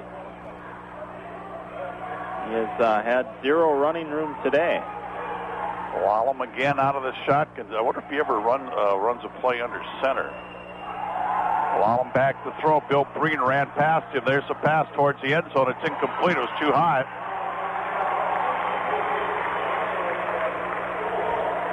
Nine for 20 now for 60 yards for Wallem passing.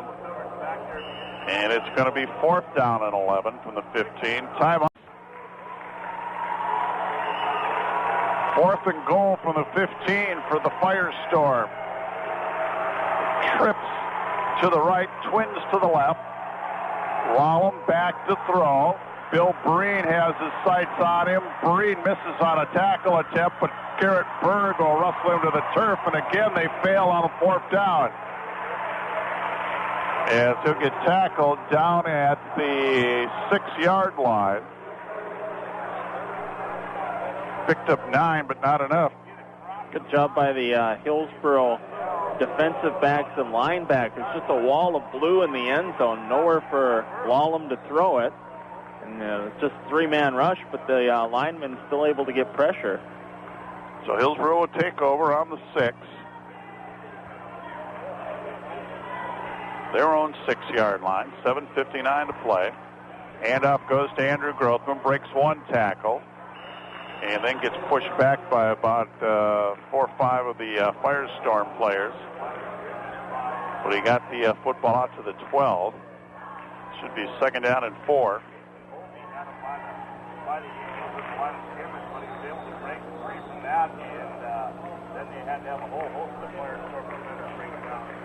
Alex McLean will come in. Grothman comes out. Mayo comes out.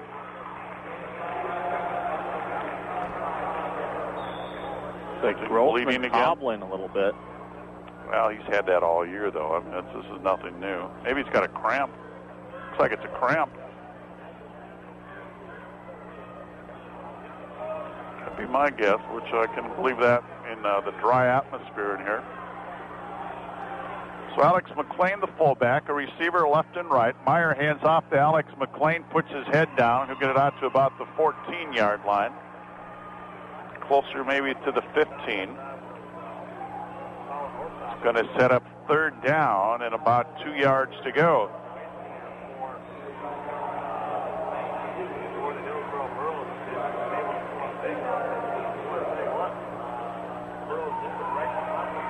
Andrew Grothman up on his feet. He's ready to go back in when needed. 3rd down, about 2 yards to go.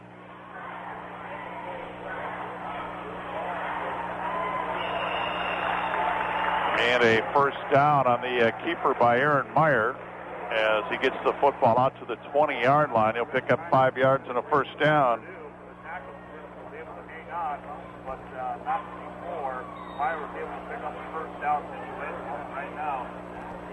6.5, clock rolling. Andrew Grothman back in for the Burros.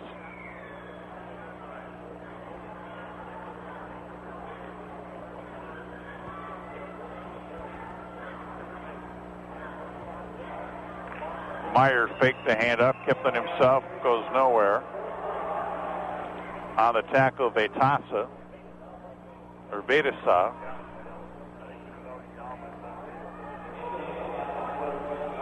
Second down and 10.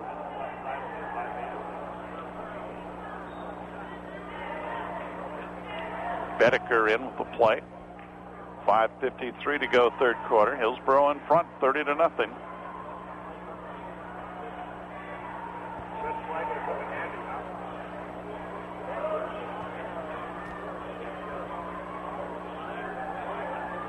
Meyer will pitch to Zach Grothman. Grothman's got some running room. He's at the 30. At the 40, makes a move, and he's all the way down to the 45-yard line, and another Hillsboro first down. So that'll be in fact, they're going to put him at the 46-yard line. So a 26-yard pickup.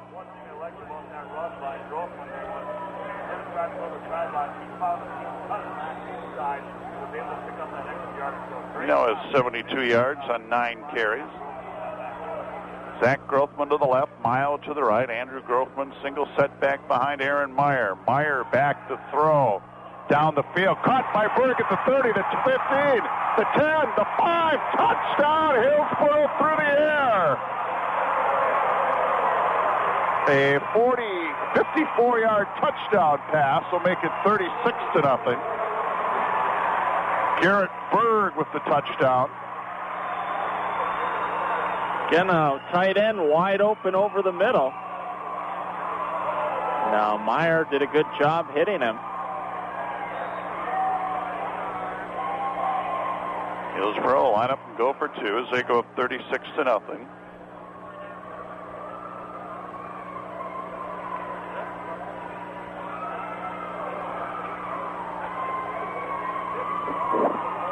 Meyer under center. Pitches it to Zach Grothman. Zach Grothman will get in for the two-point conversion. 38-0. Hillsboro with the lead. 5:08 to go, third quarter. We'll return in 30 seconds. 38-0 Hillsboro. A 90-yard drive. They continue to pile up the offensive yards. That must be the time-consuming drive Rarick was looking for. It took about 3 minutes off the clock. Well, they may not have running time, but pretty soon here you would, I don't know, maybe Williams County wishes there was. Yeah. Yeah, Burrows are within 13 points of the all-time scoring record in the Dakota Bowl now. Give them something to work for. See some of those younger guys milling about, thinking maybe they're going to get a chance to hit the turf here soon. Probably not yet. It'll probably be the fourth quarter before we see a lot of substitutions. High bounce on the kick. That's picked up by Rayhawk again. And Rayhawk finds some running room. He'll bring it down to the 48-yard line of Hillsboro. Alex McLean, as he is quite often on the tackle on the special teams. He's going to be a good player next year. He got a lot of valuable time as a sophomore. That's why so many of these seniors are as good as they are, as they got the experience when they were young. That's why, Hillsboro's going to have to get a couple of these guys get a little bigger on the line, but everybody got so much playing time this year, and that's how you build a good program, when you're going to, get where you get the guys in the games. So they'll take over at the Hillsboro 48. And that play went nowhere. In fact, it lost yards. Did they give that to Purdue? That was Hovey. Hovey on the carry. A loss of 2.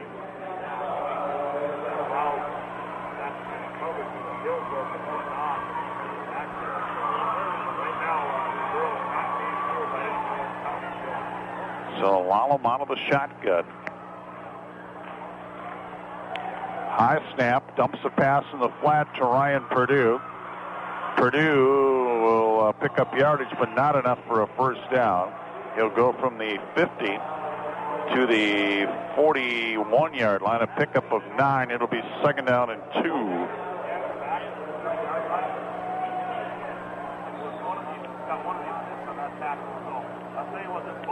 Looks like Horn might have got a hand on the pass. as it was coming off on the replay.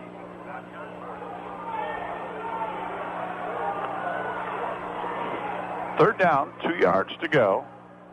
Snap to Lalo, fakes a handoff, keeps it himself, and he broke a tackle.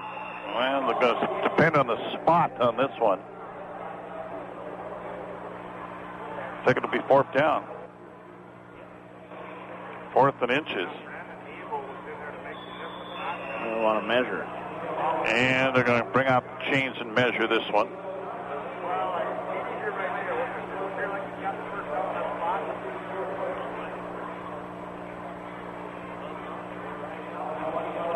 And let's see.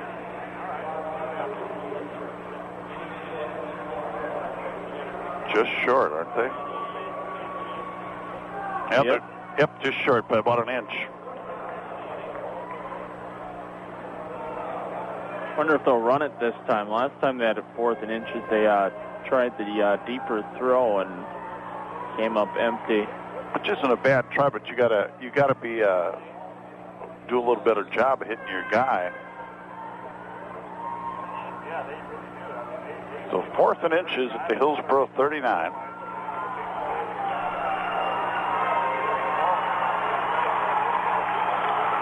Bill Breen right up against the ball. Hillsboro expecting a run up the middle. They pitch it to Hovey, and Hovey's got a first down as he's down to the 30. Collared there by Zach Grothman.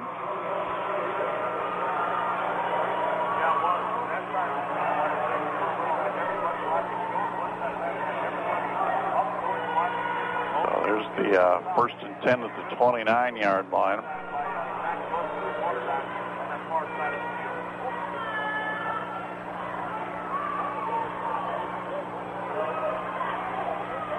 First and 10 at the 30 of Hillsboro for the Firestorm. Lallam runs it himself. Lallam finds some running room, and he's brought down on the tackle by Mayo. Another first down to the 13-yard line. Yeah, this time they got Lallam in the open field. He was able to bring by the line. Trying to make it up from his quarterback. So 1st and 10, football at the 13-yard line of the Burros. 38-0 Hillsboro the lead, 2:42 to go here in the third quarter. Lallam pumps once, his pass is caught by Solom. Solom's going to pick up about 7. Looks like they're going to spot this at the 6-yard line. And we'll bring up 2nd and 3. For the Hillsboro Burros.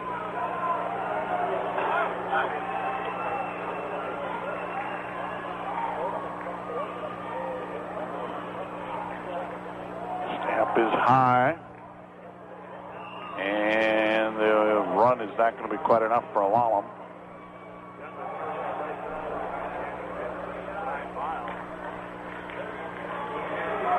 About a yard shy here.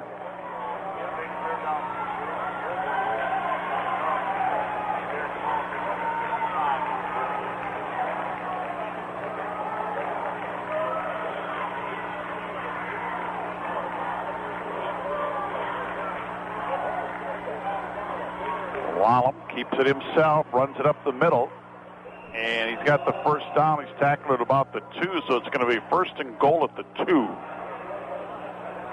7 first downs now in the game, 5 in the second half.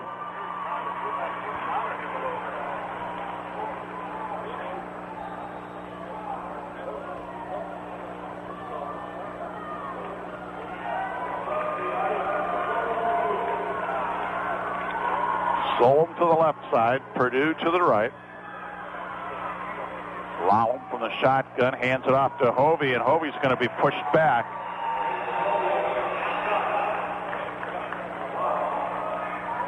Horn and Berg on the tackle. So that's a loss of 3 back to the 5-yard line. Well, like the last time they got it down to the 2, they started going in the wrong direction. Brett Tennis is coming in. 5'7", 150-pound senior. Twins to the left, twins to the right.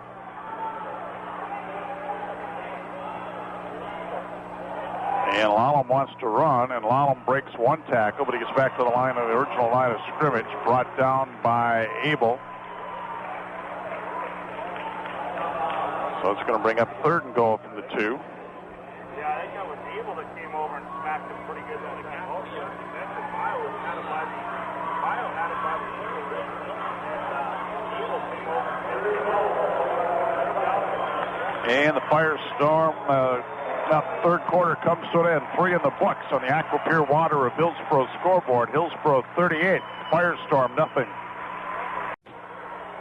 The 3rd and goal at the 2 for the Firestorm as we start the 4th quarter. They trail 38-0.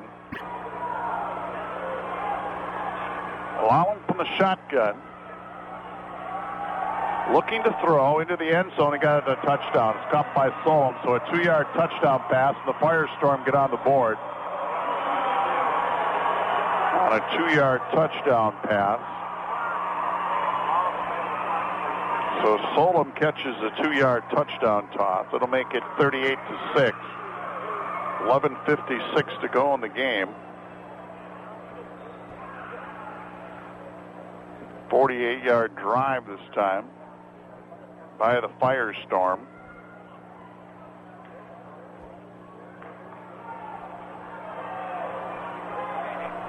Levi Solom caught the pass.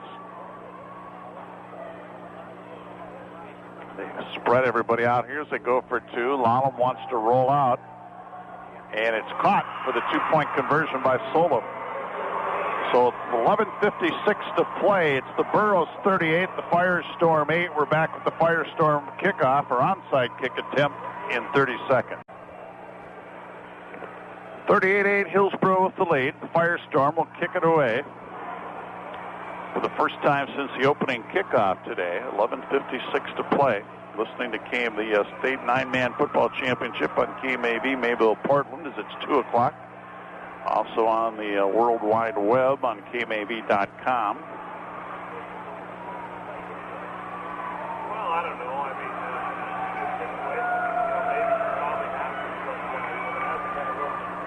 mean, Football will be kicked off by Matt Purdue. Mayo and Grothman drop deep.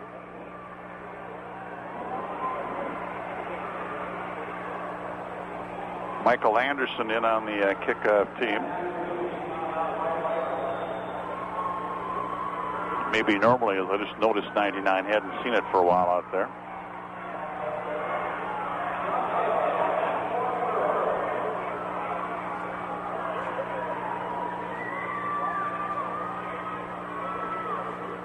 And here comes the onside kick. Snap is picked up by Tanner Bedeker, and he returns it to the 46-yard line of Williams County. Boy, if he'd have been able to avoid that tackler, he'd have been gone. Besides the obvious stars in this game, I think Tanner Bedeker and Garrett Berg have just played outstanding in this football game. Yeah, the Bedeker, he had the interception early, which broke up a couple other pass plays. And he's been doing a wonderful job blocking offensively. Berg has made some huge defensive plays, and he caught that touchdown pass. Meyer on the optional pitch it to Zach Grothman, and Zach is in a whirl. Now he broke away. Zach Grothman looking for somewhere to go on the other side of the field. He finds the seam. He's at the 40, and he's going to pick up a first down. He went all the way to the near side where we are on the press box side, back to the far side to pick up a first down, and there are no flags on the play. There's a flag at the end. I think we're going to get 15 yards. It looks like maybe unnecessary roughness. Maybe a horse collar tackle there at the end.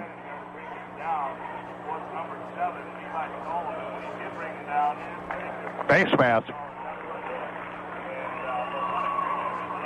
So he went from the 47 to the 32, so that was a 15-yard run.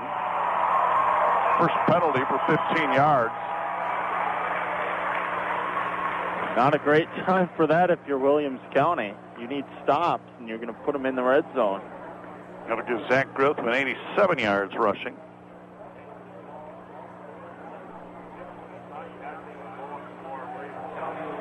That 15-yard penalty gives Hillsboro first and 10 at the 18-yard line of the Firestorm.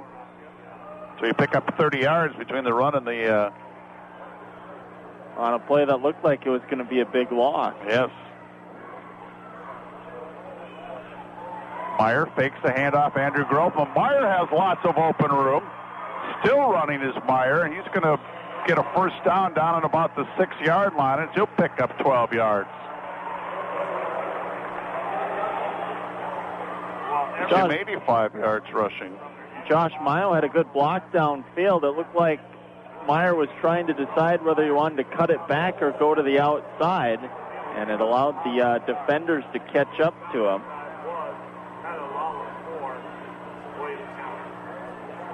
Hillsboro cheerleaders are dressed up as firemen today, or is that the Stats girls maybe? That must be the Stats girls. Wearing fire helmets and ballerina outfits, it looks like. What the heck, it's a state championship game. Have some fun. Pitch back to Zach Grothman. Zach Grothman gets upended.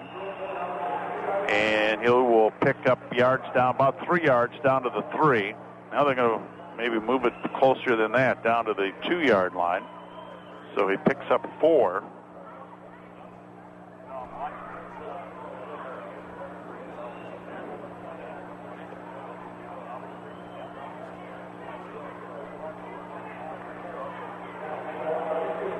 Zach Grothman goes wide left, Mile to the right.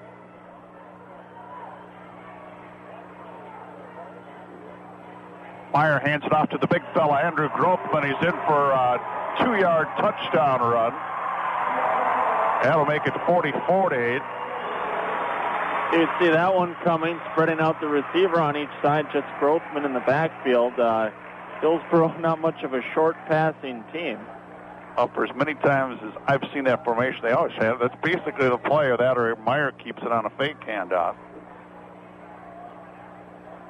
4th touchdown of the day for Andrew Grothman. Burrows line up to go for 2. Meyer wants to throw. Bedecker catches it, and he's in. Nice hands by Tanner Bedecker. 46-8 Burrows were back with their kickoff. About a 46-yard drive, somewhere in that vicinity. Andrew Grothman a 2-yard run. Meyer to Bedecker on a great catch. The guy keeps bringing the Hillsboro's yet to try to kick an extra point, but that guy keeps running the nets out there. He's going to get a workout. Gives him something to do. Looks like a young kid. How come they don't have them on this end, or do they somewhere, and I'm not seeing it? I don't see one either. 10:25 to go. What's the point total? 51? 51 is the record. Another score would do it. West Fargo scored 51 in 2002.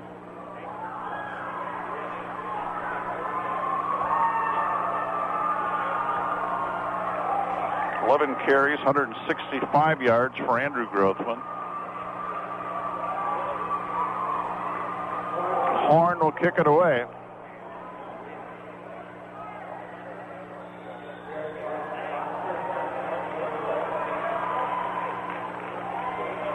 This one will go out of bounds. Let's see if Williams County makes him kick again or takes it at the 35. Or they're running off the field. I think they're going to take it at the 35.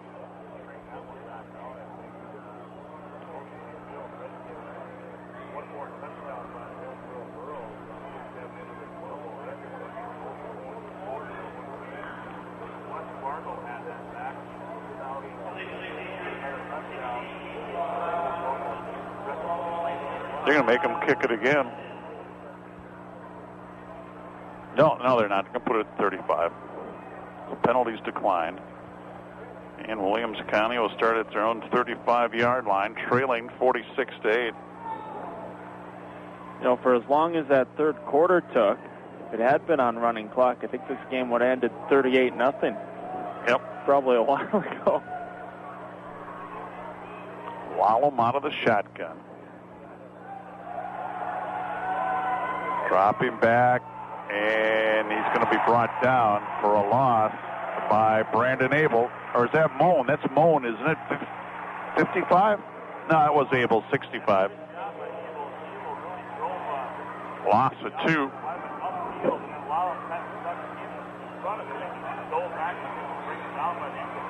14 carries, 48 yards for Lallam.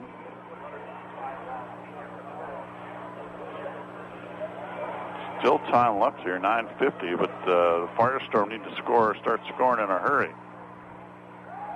They want to get back into it. Lallam back to throw. And they get the pass away to Solom. He's going to be brought down short of a first down. It'll be a 9-yard pickup. I think Lallam got dusted again as he threw. Zach Grossman and Garrett Berg on the top of that time for the Borough. Good pass, good catch that time from Lallam and Solom. 13 of 24 for 87 yards is what I have Lallam throwing the ball. So 3rd and 1. Football is at the 44-yard line of Williams County, and the pass is incomplete. Make it 4th and 1. 9:04 to go as the clock stops. Not very much of a vertical component to this Williams County pass attack. No, it's a lot of just dump and dink. Throw it, and I'm guessing, a couple miles up, a couple yards upfield, and looks like the receivers have to make the play. I'm guessing they're pretty quick, and that's probably what's been their bread and butter all year, is just dump it and run. Lallam again back to throw. It's caught by Solom for a first down. As they'll go from the 44-yard line across midfield.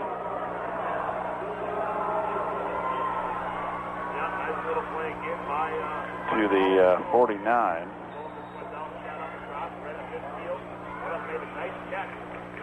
Or is that the 36 they were at? I think they were at the 44.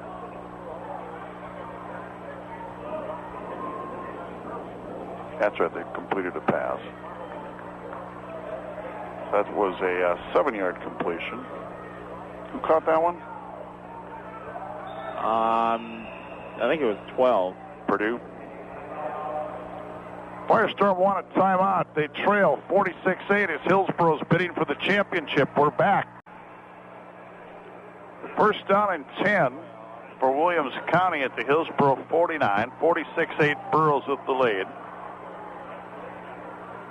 Lallam back to throw. Here comes Breen. Breen's got him for a big loss. All the way back to the 41, 42-yard line.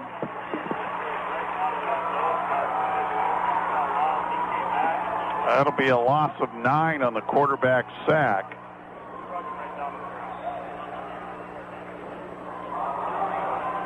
Now Lallam's yard starting to go backwards.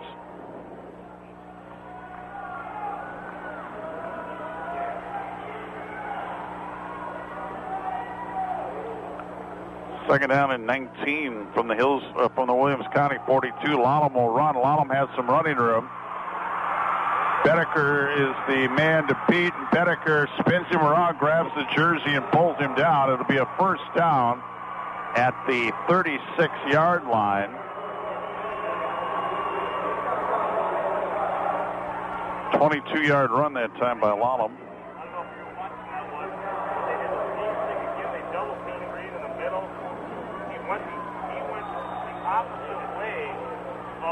So first and 10 now at 30. They're going to call it 30.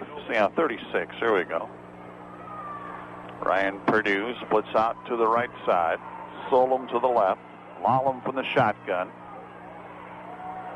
Hand off to Hovey. Fooled nobody. Breen's got him down around the ankles. Abel got him up high.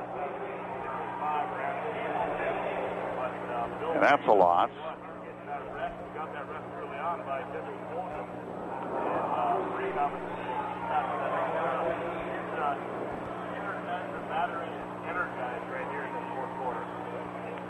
Second down and 12 from the 38 for Williams County. They're in Hillsboro territory. Lallem back to throw. Here comes Pilbury. The ball's loose on the field. Green recovers it. Back at the 46-yard line.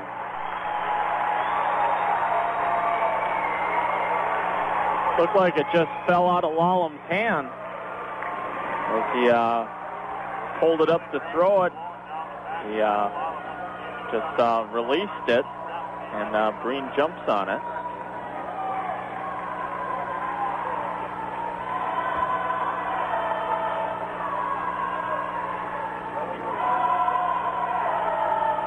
Well, the Burros will get it back, 1st and 10 from their own 46. And the Burros want to call it timeout. They're going to send in a whole new crew here on offense. We'll be back in 30 seconds. Back in.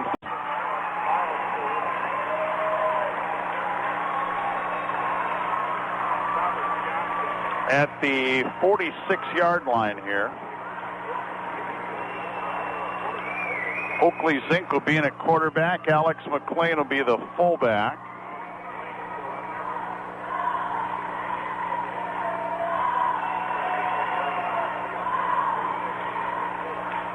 Is that going to be Mayo at the tailback? I think that's Mayo. It looks like Gary Sukor is the other fullback. Yeah, Gary Sukor. We'll pick up other guys as we get a chance here.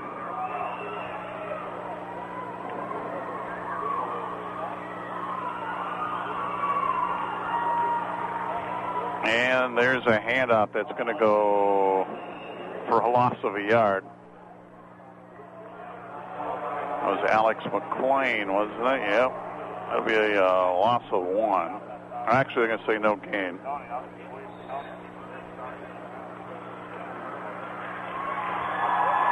Robert Hogard comes in. Michael Otto might have also came in. Mayo's going to come off. Mayo wants to carry the ball, I think.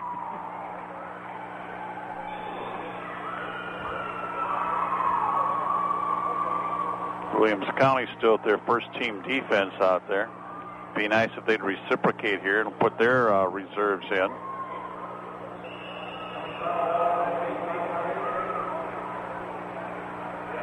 Zink will carry for a 1-yard loss.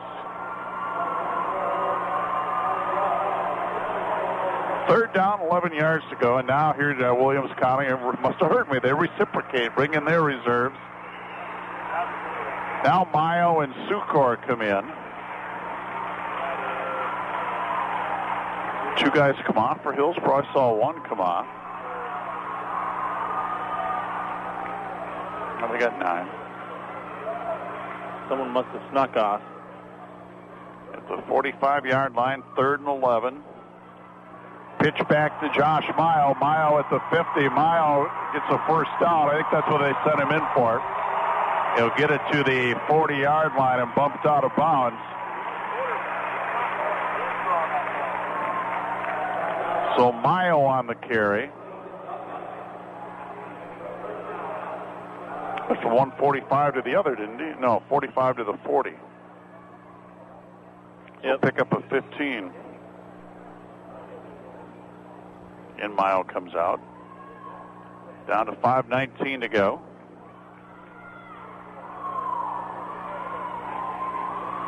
Zink had trouble holding on to the snap. He's going to be tackled. And making that tackle is Caleb Wallop.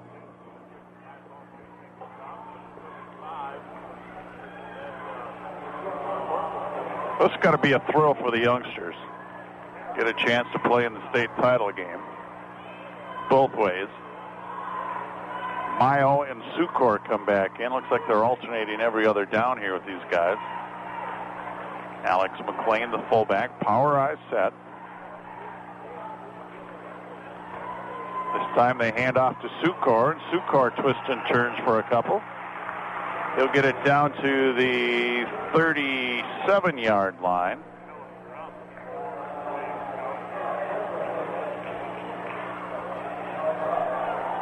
It's going to be 3rd down and 7. Hogard and Michael Otto come in. Mayo and Sukor go out.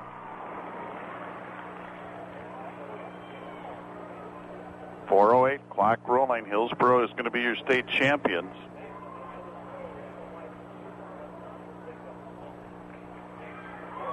Oh, pass goes incomplete, in and out of the hands of Hogard. Set up a 4th and 8.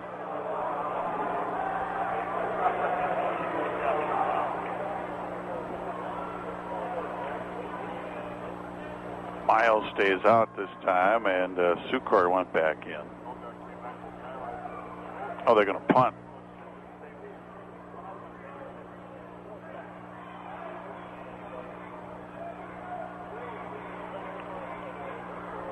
Alex McLean with the punt. Ball is fielded back there by Rayhawk. And Rayhawk will bring it out to the 22-yard line. That's where the Firestorm will take over with 3:46 to go. Brady Stallman, a sophomore, coming in on the offensive line, or defensive line, excuse me. Firestorm will start at their own 22. I don't think there's any doubt who number 1 in the state is in 9-man football this year. And yes, it was me that cast the one first-place vote for them in the final. In fact, I kept voting them high all year. I was voting them 2 even after they'd lost. Timeout, Firestorm. We're back. Kellen Grubb in at quarterback. On the carry was Casey Knox, and he picked up a couple.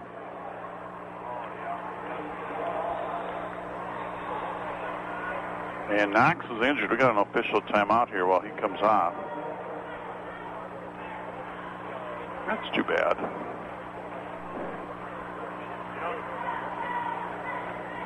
know what? It's one of those situations where,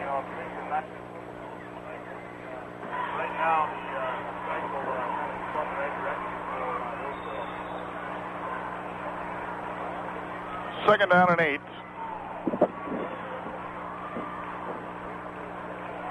Grubb hands the football off and looking for running room and not finding a whole lot. Alex McLean on the tackle.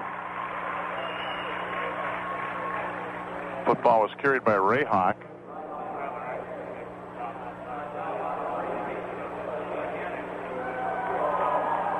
No gain on the play.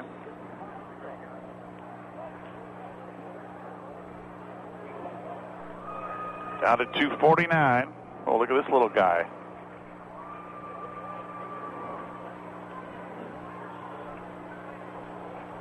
Clay Ryan. They listed him at 110 and a freshman, 5'3". He's in. Grubb hands off, running play to Rayhawk. Nowhere to go for Rayhawk. Who got him down low there? 86. Tyler Anderson on the tackle. Loss of 1. 4th down and 9 for the Firestorm. Rayhawk goes back in punt formation. Otto. Michael Otto drops deep for the Burros.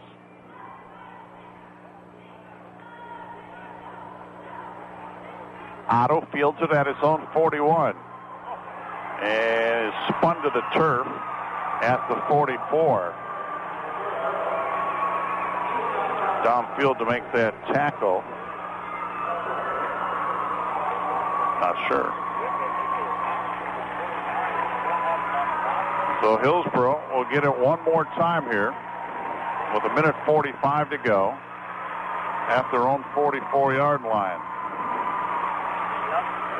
More new guys coming in. Brandon Otto. I believe Lee Mooney's in at quarterback.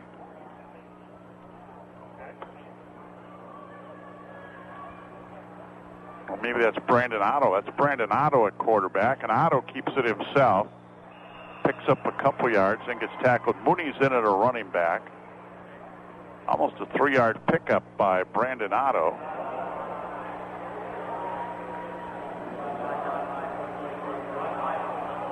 Second down, 7 yards to go.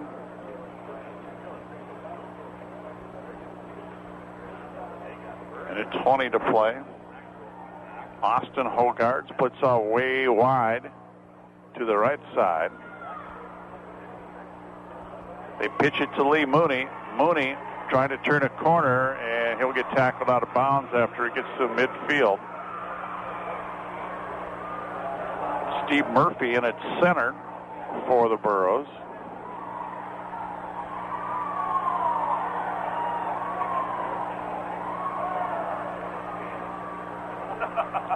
Third down and 5 after the 2-yard pickup by Mooney. Down to 1:05 to play. Brandon Otto hands it off straight ahead to number 99. That's Michael Anderson. He'll pick up 2, and he's going to come right out. Michael Anderson, a senior.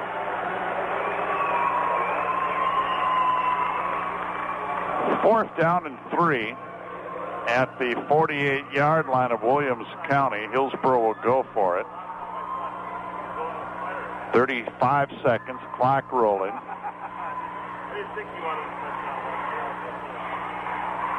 Brandon Otto hands it up. There was a fumble. Ball was carried that time by Colby Tapson.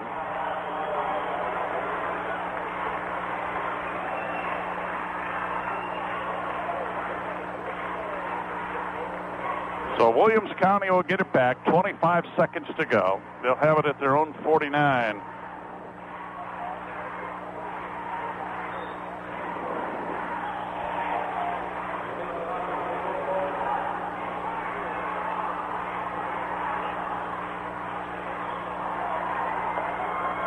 They're going to take a knee.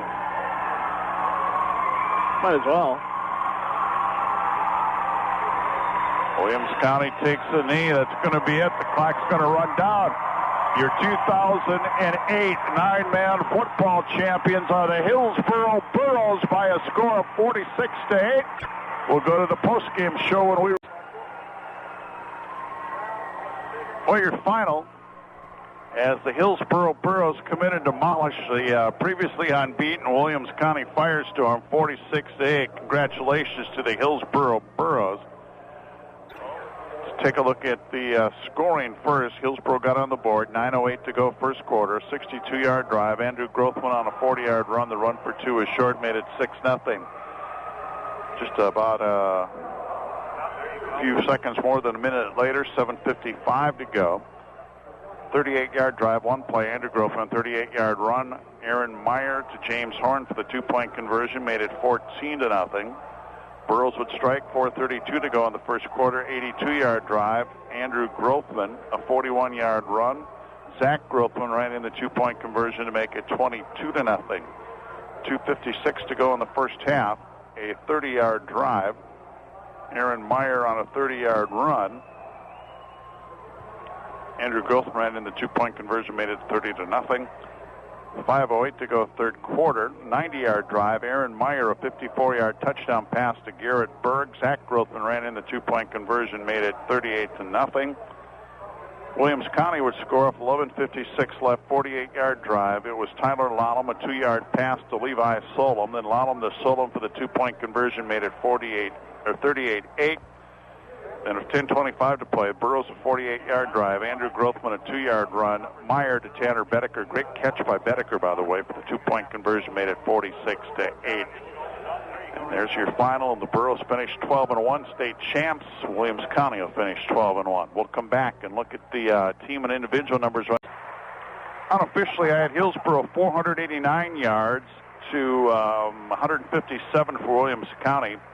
The Burros 374 on the ground, 115 through the air. Andrew Grothman carried 11 times, 165 yards and 4 touchdowns. Zach Grothman carried the football 11 times for 91 yards. Aaron Meyer had 16 carries, 85 yards and a touchdown. Tanner Bedecker, 3 carries for 7 yards. Josh Mile, 1 for 15. Alex McLean, 2 carries for 2 yards. Oakley Zink, 2 for a -2. Gary Sukor, 1 carry for 3 yards. Colby Tapson, 1 for 1. Brandon Otto carried 1 time for 3 yards. Lee Mooney 1 for 2 yards. Michael Anderson 1 carry for 2 yards. In the passing department, Aaron Meyer was 4 out of 6 for 115 yards and a touchdown. James Horn, 1 reception for 26 yards. Alex McClain caught 1 for 23 yards. Garrett Berg caught 2 for 92 yards, and he caught the touchdown. For Williams County, Jared Vedasaw carried 2 times for 2 yards. Dylan Wyrock, 2 carries for 2 yards. Tyler Lonham carried the football 7 times for 52 yards. We had Jordan Rayhawk carried 2 times for -1. Casey Knox, 1 carry for 2 yards. Jason Hovey carried 9 times for 6 yards. So that's their 63 yards rushing, 94 yards passing. Lallam was 14 of 26 for 94 yards and a touchdown. Wyrock caught 3 passes for 8 yards. Ryan Purdue caught 6 for 47. Vedasaw caught 1 for no gain. And Aaron, Solom with 3 receptions, 18 yards and a touchdown. They should be giving out some awards here now, like Coach of the Year and the Player of the Year. We'll be waiting for. Congratulations to Mark Rarick, named the 9-man Coach of the Year. The 9-man Player of the Year award went to Tyler Lallam, and I think today we found out who the real 9-man Player of the Year is. He wears number 48 for the Hillsboro Burros, but he didn't get the award, but I think he should have got it. That's my hometown humble opinion. I mean, he showed today he's head and shoulders, as he has all year, above everybody else. Burrows now getting their championship trophy.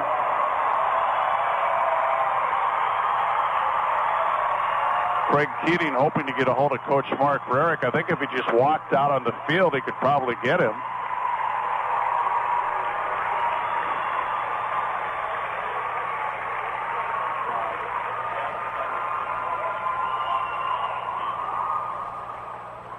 Craig Keating walking out on the field, going to try to catch Coach Rarick here.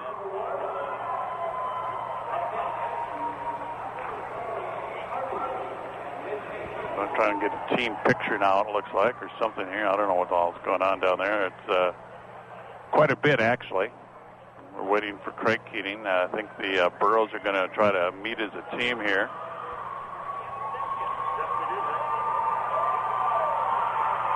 And now I think Craig Keating has his coach. Let's take it down to Craig Keating on the field with Mark Rarick with him. Thanks, Mike. I'm with Mark Rarick. Congratulations, Coach. You had a 30-0 lead at halftime, and you guys just kept on going, and a big win here in the 9-man title. Yeah, we talked to our kids a lot this week about the importance of the first half, and we challenged to get a 2-by-2 defensive half. We wanted 2 stops and 2 turnovers in the first half. We got that. I think we had 3 or 4 stops with our 2 turnovers, and we told them if we could build that lead by the halftime, we'd be able to cruise out. Your team has just been on a roll ever since that Richland game. That was the turning point, wasn't it? We needed to be refocused, and I think the kids got a little complacent that week and thought we'd show up and win. And, we told our kids since then that we have to outwork, we have to out-execute, and that's what we've done the last 2 months. You guys, I think, maybe caught them a little off guard at times with that passing attack because you're more of a running team, and everyone looks for that. And when you went for the pass, you guys threw maybe more than you normally do, and you got some big yards. Well, I think the benefit of us being a running team is we can force 7 or 8 guys in the box, and that's what's happened. They move 7 up to take away the run, and it opens things up for our tight end. So, we don't work a whole lot on the pass, but just enough to soften things up, and it looked all right today. Coach of the Year, you got to be pretty proud about that as well. Absolutely. Happy for the kids, though. And these kids have been working their tails off since they were 8th graders, preparing for today, and the best thing for me is to see them get their reward. Tyler Wallem ends up being the Senior Player of the Year. Probably Grothman would have been a really good pick as well, but that's how it goes sometimes. Yeah, absolutely. It's tough in a 9-man. We got 48 teams across the state, and you only see half the kids play. Tyler's an unbelievable athlete. I mean, he looks really good. He made some big plays again today. I don't think it takes anything away from Andrew. Andrew's got something pretty important to hang on his wall tonight, too. And for these seniors to close out on the state title, it's just got to be a great feeling for Hillsboro. Absolutely. You know, like I said, I mean, these guys have been the heart and soul of our program since they came in as freshmen, and so it's real nice to see them go out like this. Well, congratulations to the Burros, and congratulations on Coach of the Year. Thanks a lot. Appreciate it. Mark Rare, Coach of the Hillsboro Burros. And there you go. I was just looking at the official stats. I was talking to Mike. They're not very good. They had James Horn catching 2 passes. James caught 1. Garrett Berg caught 2 passes. And I think they gave one of Andrew Grothman's runs to Tanner Bedecker when I look at how things transpired here. We'll come back. We'll continue with more when we come back here. Welcome back as we continue on the post-game report. Mike, you're looking at you think Hillsboro set a team rushing record? They broke West Fargo's record from 2002 for most rushing yards in the game. The Burros had 377. The old record was 373. One record that did not get broken on, more or less of a technicality is Andrew Grothman averaged 14.5 yards a carry today. The record was 12.5, but that's on 12 or more attempts, and Grothman only 11 attempts on the ball game.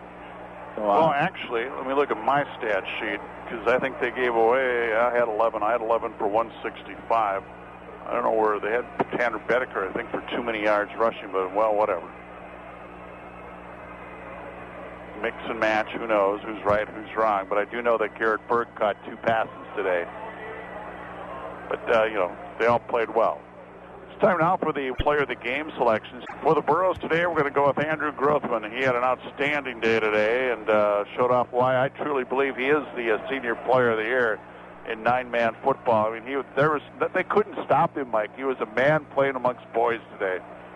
Yeah, and then, we've seen that all year from Andrew Grothman.